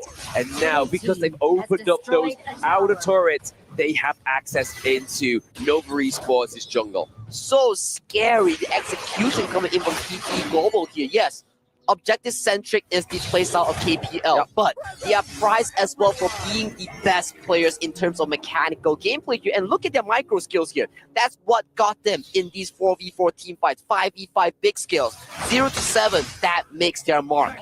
It makes their mark, and they're about 7 minutes into the game, right? We're looking to approach that high ground turret that's sitting so nicely in the mid lane for now. Minion wave coming through, but Nova's going to try their best to make sure they're able to mitigate that takedown of that T3 in that mid lane. It goes down. They're looking for another one. Sage's might into the back line. The thing inside the box being cancelled out right here, and Waypit gets left to the walls. But can they pick up a kill here on the side of TT Global? They're able to take 2, but can they get any more? Or else it's an ace here for the side of TT Global, and they are your first grand finalists. Your first grand finalist, and Snowy secures a pentakill to close off a series with a 4-1 dominating fashion. Penta coming through here. I feel like it's the first one within the KWC, right? I mean, semi-finals is the places you're really looking to get those pentakills right. But we saw yesterday, AGAL, they had their most dominant game, was their last game of the series. TT Global, same fashion. Same fashion, dominating the game within 8 minutes, securing a pentakill onto Snowy from TT Global here. We are so damn amazed by this performance. Very good performance, right? I mean, like we were saying, like Lady Sun, she's normally that late game assurance, but when you don't need to get to the late game, a 7-minute match is where we got to, right? 7-0-1 for Snowy was pretty crazy. It was pretty crazy. He had an amazing laning phase. Sunrise was so good onto this Dune, absorbing so much of this damage. And look at this Fuzi Dolia combo here. First stage right to go in, second one to lock another member of the side of Nova Esports here. There is no fighting chance coming in from Nova Esports, and look at this pentakill. Yeah, the pentakill was pretty crazy, right? I mean, this is going to be the breakdown here. Obviously gets the kill onto the back line there. Wendy's going to be the last one alive, rolls in, boom, gets the kill. Is definitely what we was hoping for here for the side of TT Global. Yes, Nova made the impossible bleed, but we're going to go throw it over to the stage. Mara, the gorge is yours. Sky. Welcome back to the stage, and hereby joined will be Crane from TT Global on the stage. So say hi to your audiences from all over the world. 跟大家打个招呼。Hello， 大家好，我是广州 TTG 贺慈。So congratulations one more time on make it to the grand finals. How do you feel after this match? 首先恭喜你们进入了决赛了。那这场比赛结束之后呢，此时的心情是怎样的呢？很开心，然后进入决赛了，然后备好战迎接决赛吧。We feel really excited and happy because we made it to the grand final, and we will do our best to prepare for the finals. And let's talk about game 1. So Nova did extremely well, ending up with a very huge lead of everything. So what happened, and what will be the post-match discussion and your adjustment after that? 我们想聊一下第一局的比赛，因为第一局其实对手非常的强大，给到了很大的压力。那一局比赛结束之后，大家的复盘，包括哲教给到的一些调整会是什么呢？就是打完插局之后，然后哲教说稍微放开一点打，然后在他们进攻的时候该还手就还手，主动一点。All right, so after game one, our main coach Jojo told us to relax ourselves and trying to unleash our power. When they're going aggressive, we have to fight back and defend our honor. And you actually do this. So tomorrow is going to be the big day, the grand finals. Who's going to be the opponent for you from your own perspective? 所以明天的决赛呢，最重要的当然是你们的对手了啊。那赫兹自己包括 TTG 会想要和哪一支队伍交手呢？他们分别是 AGAL 或者 Twisted Minds。AG 原因呢？因为首先都是中国队，其次我觉得 AG 的实力是肯定比对面强的。I believe if I were to choose, we would like to challenge with AGAL because we both come from China, from KPL, and I think they are the strongest opponent we could possibly have. That will be it from the stage. Back to the studios. Thank you.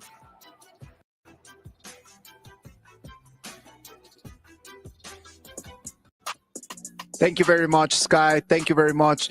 Crane, great performance. TT Global 4-1 seals the deal, and they are going to be our first finalist of this KWC 2025. Congratulations to TT Global, and congratulations to all the fans that flew all the way here to come and support the boys. And those fans are definitely happy. TT Global, amazing Tremble more power. About this whole thing. Yeah, absolutely. I mean, it's good to see Doggy finally become a player because I've always seen you making content, a lot of content. And like Manjin was saying, he's behind the scenes, he's coaching, he's coming up with strategies, and now coming on stage. Is this for real? Duh. Yeah. Better prepare. Well, when I say for real, I mean like, are we gonna see a professional player Doggy for the long term, or are we gonna see a coach Doggy for the long term?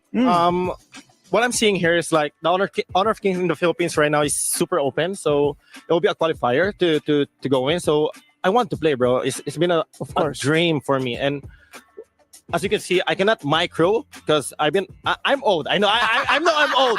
We're not getting any younger, mate. We're not getting any younger. That's no hands. Yes, but then I know how to play macro. Yes, that's the biggest part right now. Yeah, you know. You go tell because I think in the region we love to play the macro game, Yes. and we were talking last night. Hey, Doggy, what do you think about the PKL players? Can we make it? How many years? How many months? And he's telling to me that, bro, we got this because of the macro, right? Yeah, I told him we have 6 years to. we good. We have time. You know what? Honor of Kings is going nowhere, and it's going to be just a matter of just having fun with friends, man. And you already are doing your part. Thank you very much for coming to the show, match, and actually allowing us to really see what Doggy still got right over there. We saw what the first semifinal got over there, TT Global taking a 4-1 victory on top of Nova Esports.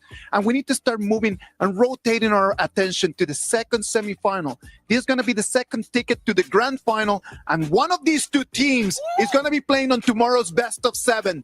Twisted Minds on one side against AGAL. Oh man, I have said enough about AGL yesterday. I don't think I have said enough about AGL yesterday. This team, one more time, gold standard for Honor of King competitive. You're going to learn a lot. You're going to see a lot. You're going to see a lot of crazy plays. Most importantly, a lot of clean plays. So record it, take it down, show it with your team, and learn from it. They're going to have completely two different paths, right? Like AGAL comes in 4-0, easy. Then on the other side, Twisted Minds, they lost the first game of the tournament, and then after that, they've been win after win after win. They were pushed to the ultimate battle, and that's not an easy task, mate. And they came in still on top, and they took that victory 4-3, making it all the way to the top 4. Still, Twisted Minds took the hardest route in this tournament. Still, they're champions, though. Then again, maybe we're gonna have the same story as series number 1, but first of all, I want to address is that for Team AGAL, it's the first time we saw the fan base. And we were like, wow, the support, I'm telling you. The support for this team is such a mind-blowing experience. Did you see when you know that you have a player like Ino that can be the core, you want him to have all the gold necessary, right? Yeah, and what I like about them is that if Ino goes in, everyone goes in. Of course. Like it's kind of like an isolation play, right? Like if Ino wants if Yinwo wants space, let's give him space. But then again, I'm gonna go with Dave also. I'm gonna look at 90 plus. I'm looking at the big boy, looking at Hailang, the tower power, big fanboy here. I'm really looking forward for that next interview. Let's wait and see what they are going to do. Well, the people has chosen their favorite, but you know what? Twisted Minds, they are certain that they want to rewrite all the different stories in here. The stage is ready. What about if we send it to the Amazon Arena where Milos and Sky are ready to start the show? Thank you very much, Isaac. And yes, ladies and gentlemen, we are back on the arena here at the Amazon Arena for KWC at the Esports World Cup. And what a day we've had here. Sky, a KPL ACL team has lost a game on stage. Never happened before, but still, it is not their key that got crushed. What a day. We've seen Empire fallen, we've seen underdogs rising, we've seen tears dropping and more. We've seen dreams being completely smashed out. Everyone needs to be careful. You have to bring the best to the matchup, or otherwise your dream and your key to the trophy will be smashed down right here. And it is pretty loud, let me tell you that. When this hammer goes down and smashes those keys, it is your heart that goes down with it as well. Remember, it is all for one single thing, the opportunity, the glory to lift the KWC trophy here at the Esports World Cup. There's one more shot. Of course, there's no more time for hesitation. There's only one spot left in the grand final. One more time, ladies and gentlemen. Are you ready? Adrien! All right, the world beholds your very last two semi-finalists. Let's introduce them to the stage. The hometown boys. It's Twisted Minds! 90, Clean, Hailang, Shanks, and City Boy. The club has done nothing short of playing mind games with their opponents and twisting every prediction under the sun to their advantage. The KWC Dark Horse gave us our first ultimate battle on the main stage, and this is a Cinderella story to follow with all your hearts. Next, the unkillable demon, the undefeatable monster, the reigning KPL champions. Let's welcome AGAL! Zhan, Zoe, Shen, Yino, Shuai.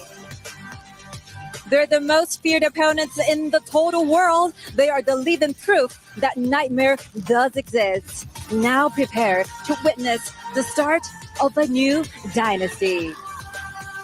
What a game that we're about to witness, and what two teams that stand on our stage. Please, AGAL, Twisted Minds, you may go, place your keys, and take your seats. Gentlemen, all yours. What a game we're about to witness, Sky. It's either the final or to the airport. It's a trophy or to the smash keys. Whether it's going to be, who is going to be the winner? Who's going to be taking the very last ticket to the finals? Let's find out that our semifinals commence now. 我们下一场对手已经打到半决赛了嘛，他能走到这，说明他们实力肯定还是非常的强。而我觉得的话，下一场比赛我们都全力以赴吧，来一场强强对决，给大家展现一场精彩的比赛就好。 Look at that damage that the Q-Sit's coming through. The dash in on top of Budget means that we are going to get the takedown of the Xiaoyang as well. We will try our best to face the AGAL because they are very strong. I think the strongest player in AGAL is Ino because he's the brain of the team. So to lead the objectives. Look at Ino here, he goes for black here, but CR7 present from everything. He gets out right, but the remaining members coming in from Alpha 7. You have nowhere to go as you get taken down 1-5-1. I think we will learn a lot from AGAL after this match. 你们有一个能挑战中国队的机会，看你们能打到怎样。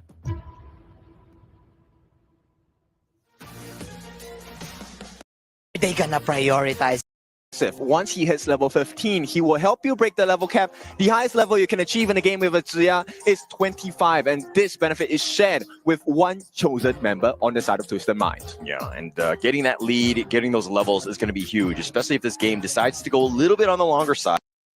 You're going to have that advantage, and it kind of balances out from that pay, which kind of falls off towards the mid to late game. But you have the Gia to kind of level up your teammates, so you might have a better chance in that late game. That's in theory, right? But in practicals, we have seen how TT Global, a very strong team, first place in ACL, has brought the game over to their previous opponents. AGAL, no lesser, in fact, maybe better than TT Global. For 90, he needs to get going. Yeah, and three members again in the middle. It's number much at this point. It's still something that is decent for the side of Twisted Mind, but advantage swinging slowly but surely back in the hands of AGAL. I just really like that Shadow Tyrant. I think at the 10-minute mark, yes, Twisted Minds are like, actually, we can put pressure on the top lane as well as stealing the Overlord. Yes, it was closer than they needed. This Burning Sun arrow will connect, but the Reforge plays right onto Shanks and an instant deletion. He's been sniped out. Just cannot miss. Sheng as well, and what a nice combination as they poke them down. T3s are both under pressure. Oh, the tenderizing, the blades just way too much. They take the mid T3, the Universal Law really not doing enough. Nighty's still up in front, finds Zoe, but that's really not the target. He's just way too tanky at this stage. You see the beauty of this drop. They can't deal with Zoe. Zoe's looking to go in. Nighty tried to make the heroic play, but he gets caught out. Just way too many members of AGAL. Yep, so you're diving into the abyss at this point, right? Diving into the deep end. Is building the tank build for this hero, so there is no way you get the instant kill on him. Clean, of course, at the top of the gold charts, but he is alone because the other four members on the side of AG, Sheng, and Zoe, they're all following closely behind. Yeah, and Nighty with that jump in. I mean, it was a nice attempt, but the rest of Twisted Minds are like way too slow to really catch up. They weren't really in sync on ensuring that they got those kills, and him going in like that is kind of like a Hail Mary at this stage. It's just a kid difference, right? Because end of the day, look, Hailang on this Tsuya is not exactly the fastest member. Yes, he can get a setup for you, but you need to have the appropriate timing. Yeah, need to have that timing. That's going to be key here. AGAL, just look at how they're starting to take over the map. The Burning Sun arrow gonna miss at this point, but they're putting pressure on this bottom T3, which is just barely hanging on. They're looking for the flank. They find him. Nighty goes in for this, but it looks like they're going to turn this around. Zoe was there. He's going to be able to repel this assault. Twisted Minds have to retreat yet again. That's what you have to do, right? Put that front line. This is what a front line is supposed to do. So Zoe and Ran, the two of them protecting their back line. And the moment you give Tino and Sheng time, you are gone. There is too much damage. Yeah, way too much damage. AGAL now on the front. They've got the super minion in the mid lane, but here's the Universal Law just trying to slow that wave down. Twisted Minds just looking to hold on. Okay, they have a little bit of the silver lining on the side of Twisted Minds. They have decent wave clear, right? One in the form of Hailang, the other in the form of Shanks. And because it's a tight corner, 90 can turn this around. He can turn it around, but he's got to find the right angle. I mean, yes, the vision is just so good from AGAL. Finding that jump in, not going to be easy. Yeah, Zoe, once again, look at the way he's using. As an engage, it's an option select for them. Oh, the T3 just going down. 90 at half-life. He's going to be focused, realizing that he was the only initiation. He's been pushed away. AGAL have opened up the base. Clean and calculated. This is a Baron base for the side of Twisted Minds as we're heading 14 minutes into the game. Zoe playing a fantastic job because he's so tanky, nobody can really get him down. No real chance, but the Burning Sun arrow is going to connect on the CT boy. Do they have enough? And with those blades, yes, they do. Zoe now on the run. Yes, he's tanky, but he's going to see a fade on out. He's going to get to safety, but Nighty going in for that play. Finds Shang, they get the pick off, but what more can they do? Nighty is down for the count. The Universal Law on the minions, but Zoe all the way up in front, chasing Shanks back. They're trying to take out the minions more than anything else. They find Hailang. Just looking to stay alive, but he gets focused in. Clean finds him out, goes on a run. They pick him off, and now Zoe, he gets killed as well, and Clean with the triple kill. Shanks looking for that final. One more will be that marker. Can they get the kill? They do. Shanks, they bring them down. It's an ace, but still, it is a Baron base for the side of Twisted Minds. They need to have so much more success. Yeah, and Shanks might be the last man standing, but the top lane is pushing. Yes, it looks like they're going to have some sort of help in CT Boy coming back up, but here, how much push can they actually do at this stage? It's very difficult because at this point, 90 took a very big risk, but he burned every single available skill for the team. Zoe, what's he doing here? He's trying to get the current pressure. The crystal is meant to shoot at him, tank for the team. But because they have decent wave clear on the side of Twisted Minds, they actually bring that backdoor protection in. And Shanks once again positioning clean this time. On the backlines, nobody will touch him. If you leave a Lady Soon alone with a Crimson Golem at this point, he's going to melt your team down. Yeah, but okay. Yes, you're absolutely correct. But no T3s. Yes, you have a red buff. And I mean, Clean is going to pick up his own as well. So they've got two. But the Shadow Tyrant is going to be taken away. AGL looking to put even more pressure and to just close this game out. The timing is just so tight from AGL. They're not leaving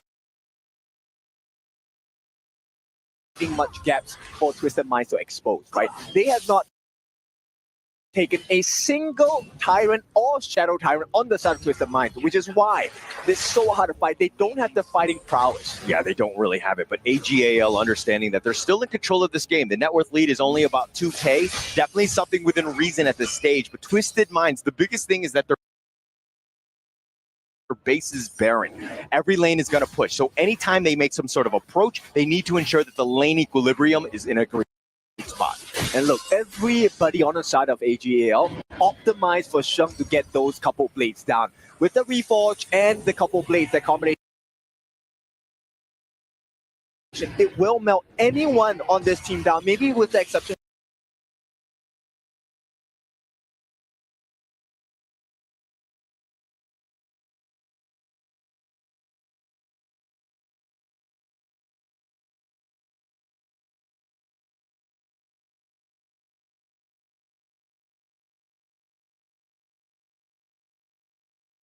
of 90, but for now, AGAL, so many setups.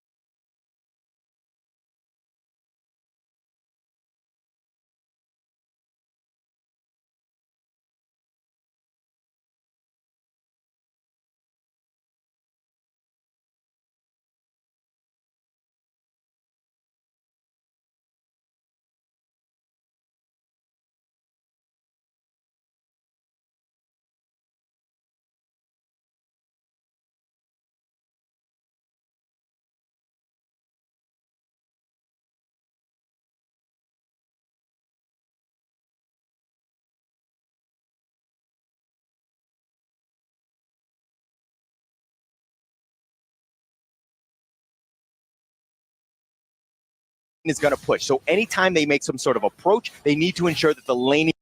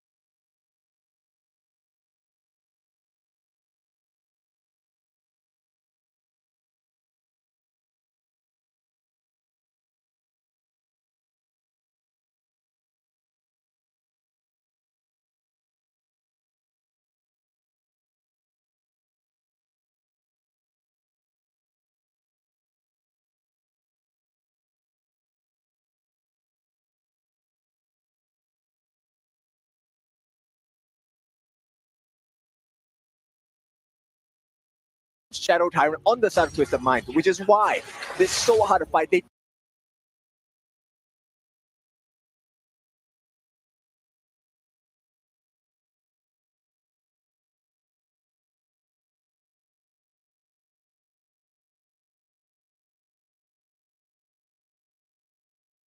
don't have the fighting prowess. Yeah, they don't really have it, but AGA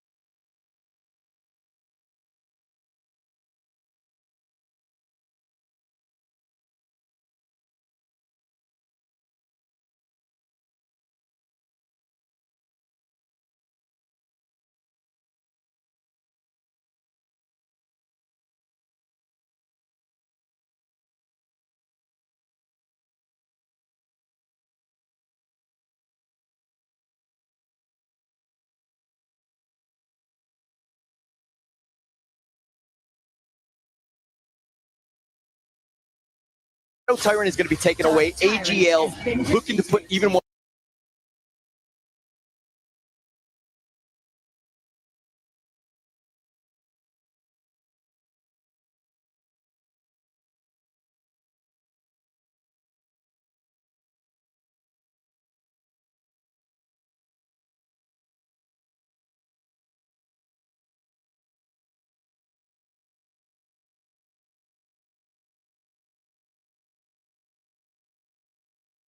More pressure and to just close this game out. The timing is just so tight from AGL. They're not leaving much gaps for Twisted Minds to expose, right? They have not taken a single Tyrant or Shadow Tyrant on the side of Twisted Minds, which is why it's so hard to fight. They don't have the fighting prowess. Yeah, they don't really have it, but AGAL understanding that they're still in control of this game. The net worth lead is only about 2K. Definitely something within reason at this stage, but Twisted Minds, the biggest thing is that their base is barren. Every lane is going to push, so anytime they make some sort of approach, they need to ensure that the lane equilibrium is in a great spot.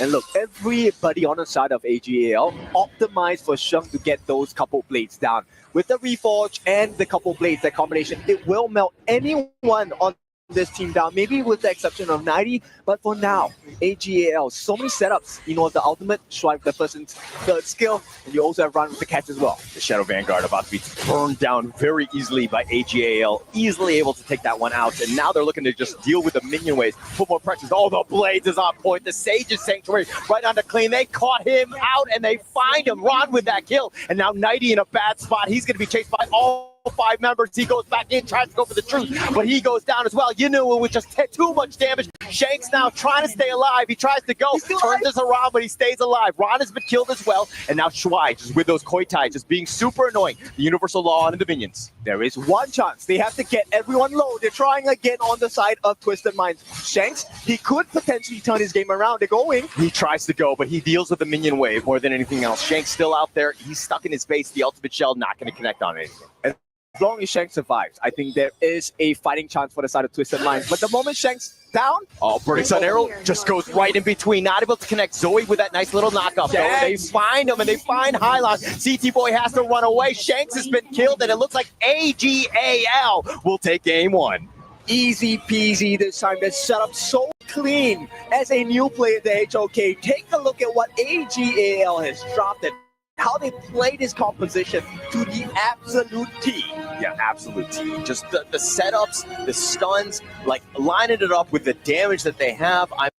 Yeah, we're talking about the Gunmo and Huye combo, right? The Zia is such an easy target for the arrow every time. Of your future depends on the to get out. Shuai getting a little low. CT Boy has to use the Leaping Savior, but now Shanks has been caught out. The flash away. CT Boy does survive, but Shanks is not as lucky. Look at this rotation, so clean. They knew that, hey, we wanted to make this life difficult for you, and right now it is difficult on extreme because Twisted Minds, they made that lane swap. They wanted to get the winning lane against Ron as a mirror 1v1. Under siege, Twisted Minds, the Fate Rewind on back, just reversing everything and clean. Now in a world of hurt, he eats the Flaming Palm, the Umbrella used defensively just to zone them away, and Twisted Minds just need a little bit more breathing space. No problem for the side of AGAL. Do you know why that's such a good play from Sheng? Because when you use the ultimate of Heino, everyone who's caught in his ultimate range is actually marked. When he comes back, his Scepters will be tracking. It will land on you, and it's increased damage because he's already landed that passive mark on you once. Yeah, he has a 1.5k net worth advantage over Hailang already, and now Clean in a bad spot. Wanted to sprite Zoe, not giving up anything for free. They find Clean, he has to go, and he gets killed, with another pick off. This is how you play the macro game, right? Play the map, and every single instance that AG meets a member of Twist, it's a 4v1, 4v3 numbers advantage. A huge advantage here. And with this power play, AGAL will put even more pressure on. There's really nothing Twisted Minds can do, especially since you're down a member here. But with that winner is here, it will zone everyone away. Okay, at the same time, look at what Ron is doing. So Ron actually farming that Crimson Golem for himself. So every member is optimized. The Dream Realm tried to go in. He's a little off the mark. AGAL, though, will take the top T2 instead. That's a great trade for them on the side of AGAL. They don't lose anyone, but 90, he's hiding in the shadows, looking for an opening. But there is no opening on the side of AGAL. And this is a claim, right? Sheng is actually one of the hardest members to kill. I mean, there's so many different members on the side of AGAL that are so... The combo. Man. Eno lands the arrow, and you got Sheng with a 4 blades, insta kill on Lady Sun. This type of sudden death is what makes this game so fun, so satisfying when you play Gunmo. And check out the third clip. This is why Hoi, although like Hoi is a character, you would say, oh, this Hoi has no mobility. It takes so much to farm. But utility Hoi serves as a bait because no mobility people want to dive onto him. But then on top of it, you have this ultimate, right? That can serve as a force initiation tool. So once this arrow connects right here, you can see, boom. Now Sheng moves up along with Dashui's full combo, just one shot Shanks, right? Shanks can't even move. Now again, it's a sudden death for the carry, which snowballs the team to the next level. I do want to mention the second point though, from game 1. This is the reason why I talk about 90 being the key for victory for Twisted Mind. If they want to take a game, if you want to take the game to 20 minutes, have a shot, 90 is pretty much it. Check this out. This is Clean trying to invade the jungle, and AG obviously smells something fishy, right? So they're trying to get the vision a little bit, test the water, and you see Clean kind of getting caught, but he's skilled enough to get away. But 90, check out this criminal right here, right? Criminal assassin. He's hiding in this bush, figuratively speaking, okay? Hiding in the bush, looking for the right carry, and he identified this guy, right? Sheng has gone a mole. He's stepping up. He's patient enough, and just when Sheng steps up, he comes in to the one-shot combo and gets the kill. But then he steps up, steps back, and looking for an opportunity again. He's not rushing, staying in a team fight, soaking damage for no reason. He's just waiting patiently, right? And just when Dadia baited the team in, check out 90's engage one more time, right? Is now here. This is the opportunity. Now they're in a narrow pathway. This is my win condition to jump in again. And check this out, right? Look at 90. Okay, there's a little freeze here. Let me just go back. Boom. We might have to watch this clip one more time. It's all You right. can actually fast forward it. Yeah, right over there. Okay, Good. okay, check this out. I mean, it's a great engage. 90 comes in. Right? 90 comes in, get the kill. Makes the move that he's running away. He runs away, baits, right? Oh, coming to my... And of course, let's take it back to our... in the stands, because right now they need your energy. Oh, what is happening now? Twisted Minds, they have found some sort of stride. They're keeping pace as well. Now from Eno, hurting them not just in game, but where he tried to trade Eno before he dies, like we were catching him. 还有我们所有观众朋友们一起 Anytime to bring it out now. This is your last chance. Yeah, they're showing the win condition, so this is great, right? They didn't need to care about the Tyrant. They're looking for additional kills. Crimson Golem also open for the taking, but AGAL, they're putting 4 members here to defend this buff. Yeah, they wanted this, but Clean scouting it out, and he's going to let it go or give it potentially to the lower end, but they're going to give it up to Yunoa. Why? Too Clean, understanding. Tyrant for the side of Twisted Minds, the second one in the game, goes and falls into the hands of AGAL. I mean, the biggest takeaway from this game is that when you're getting kills, you need to convert it into some sort of tower objective. And Twisted Minds, even with those two or 3 early kills, they were not able to really, take anything from that. Last chance, they're trying to go for a kill here. Oh, potential jump in. Zoe gets stunned, but they're not going to get the catch here. Clean finds Ron instead, but Ron actually turning the heat up on Clean. Yes, he's up in front, but he's able to out-tank and out-sustain everything. Too far hit, Sean. No, Nighty looking to go in, tries to go for that pickoff with that annihilation, but Nighty in a bad spot, he gets executed. Baited for real here, Twisted Minds. This is why Shuai is so good. He gets the ultimate down with the Destined Encounter. Didn't even have to pop his support item in the form of Redemption here. Power play going the way of AGAL. Shuai on the backside. He's going to get back to safety, but Shanks gets sliced and diced. Finding him out. Ron in the bad spot in between 2 towers. He's going to be picked, but they find Hailong and they want to go for CT Boy. They get the knock up, and AGAL in 9 minutes and 50 seconds looking to close out the game. These are the KPL champions. They get the pick off on the Nighty. They get on top of Clean, and they will take the game and the series. They will meet TT Global in the grand finals. Welcome to the grand finals once again. It is your champions of KPL, AGAL. They will meet their fellow counterparts, TT Global, tomorrow, and we'll watch them duke it out. AGAL just too strong in the end, too clean, understanding what you need to do, sticking to the win objectives, not being fazed by any sort of early deaths that they might have had. They were just really next level, and there's a reason why they are the top team at the KWC. Not just having the looks, they have the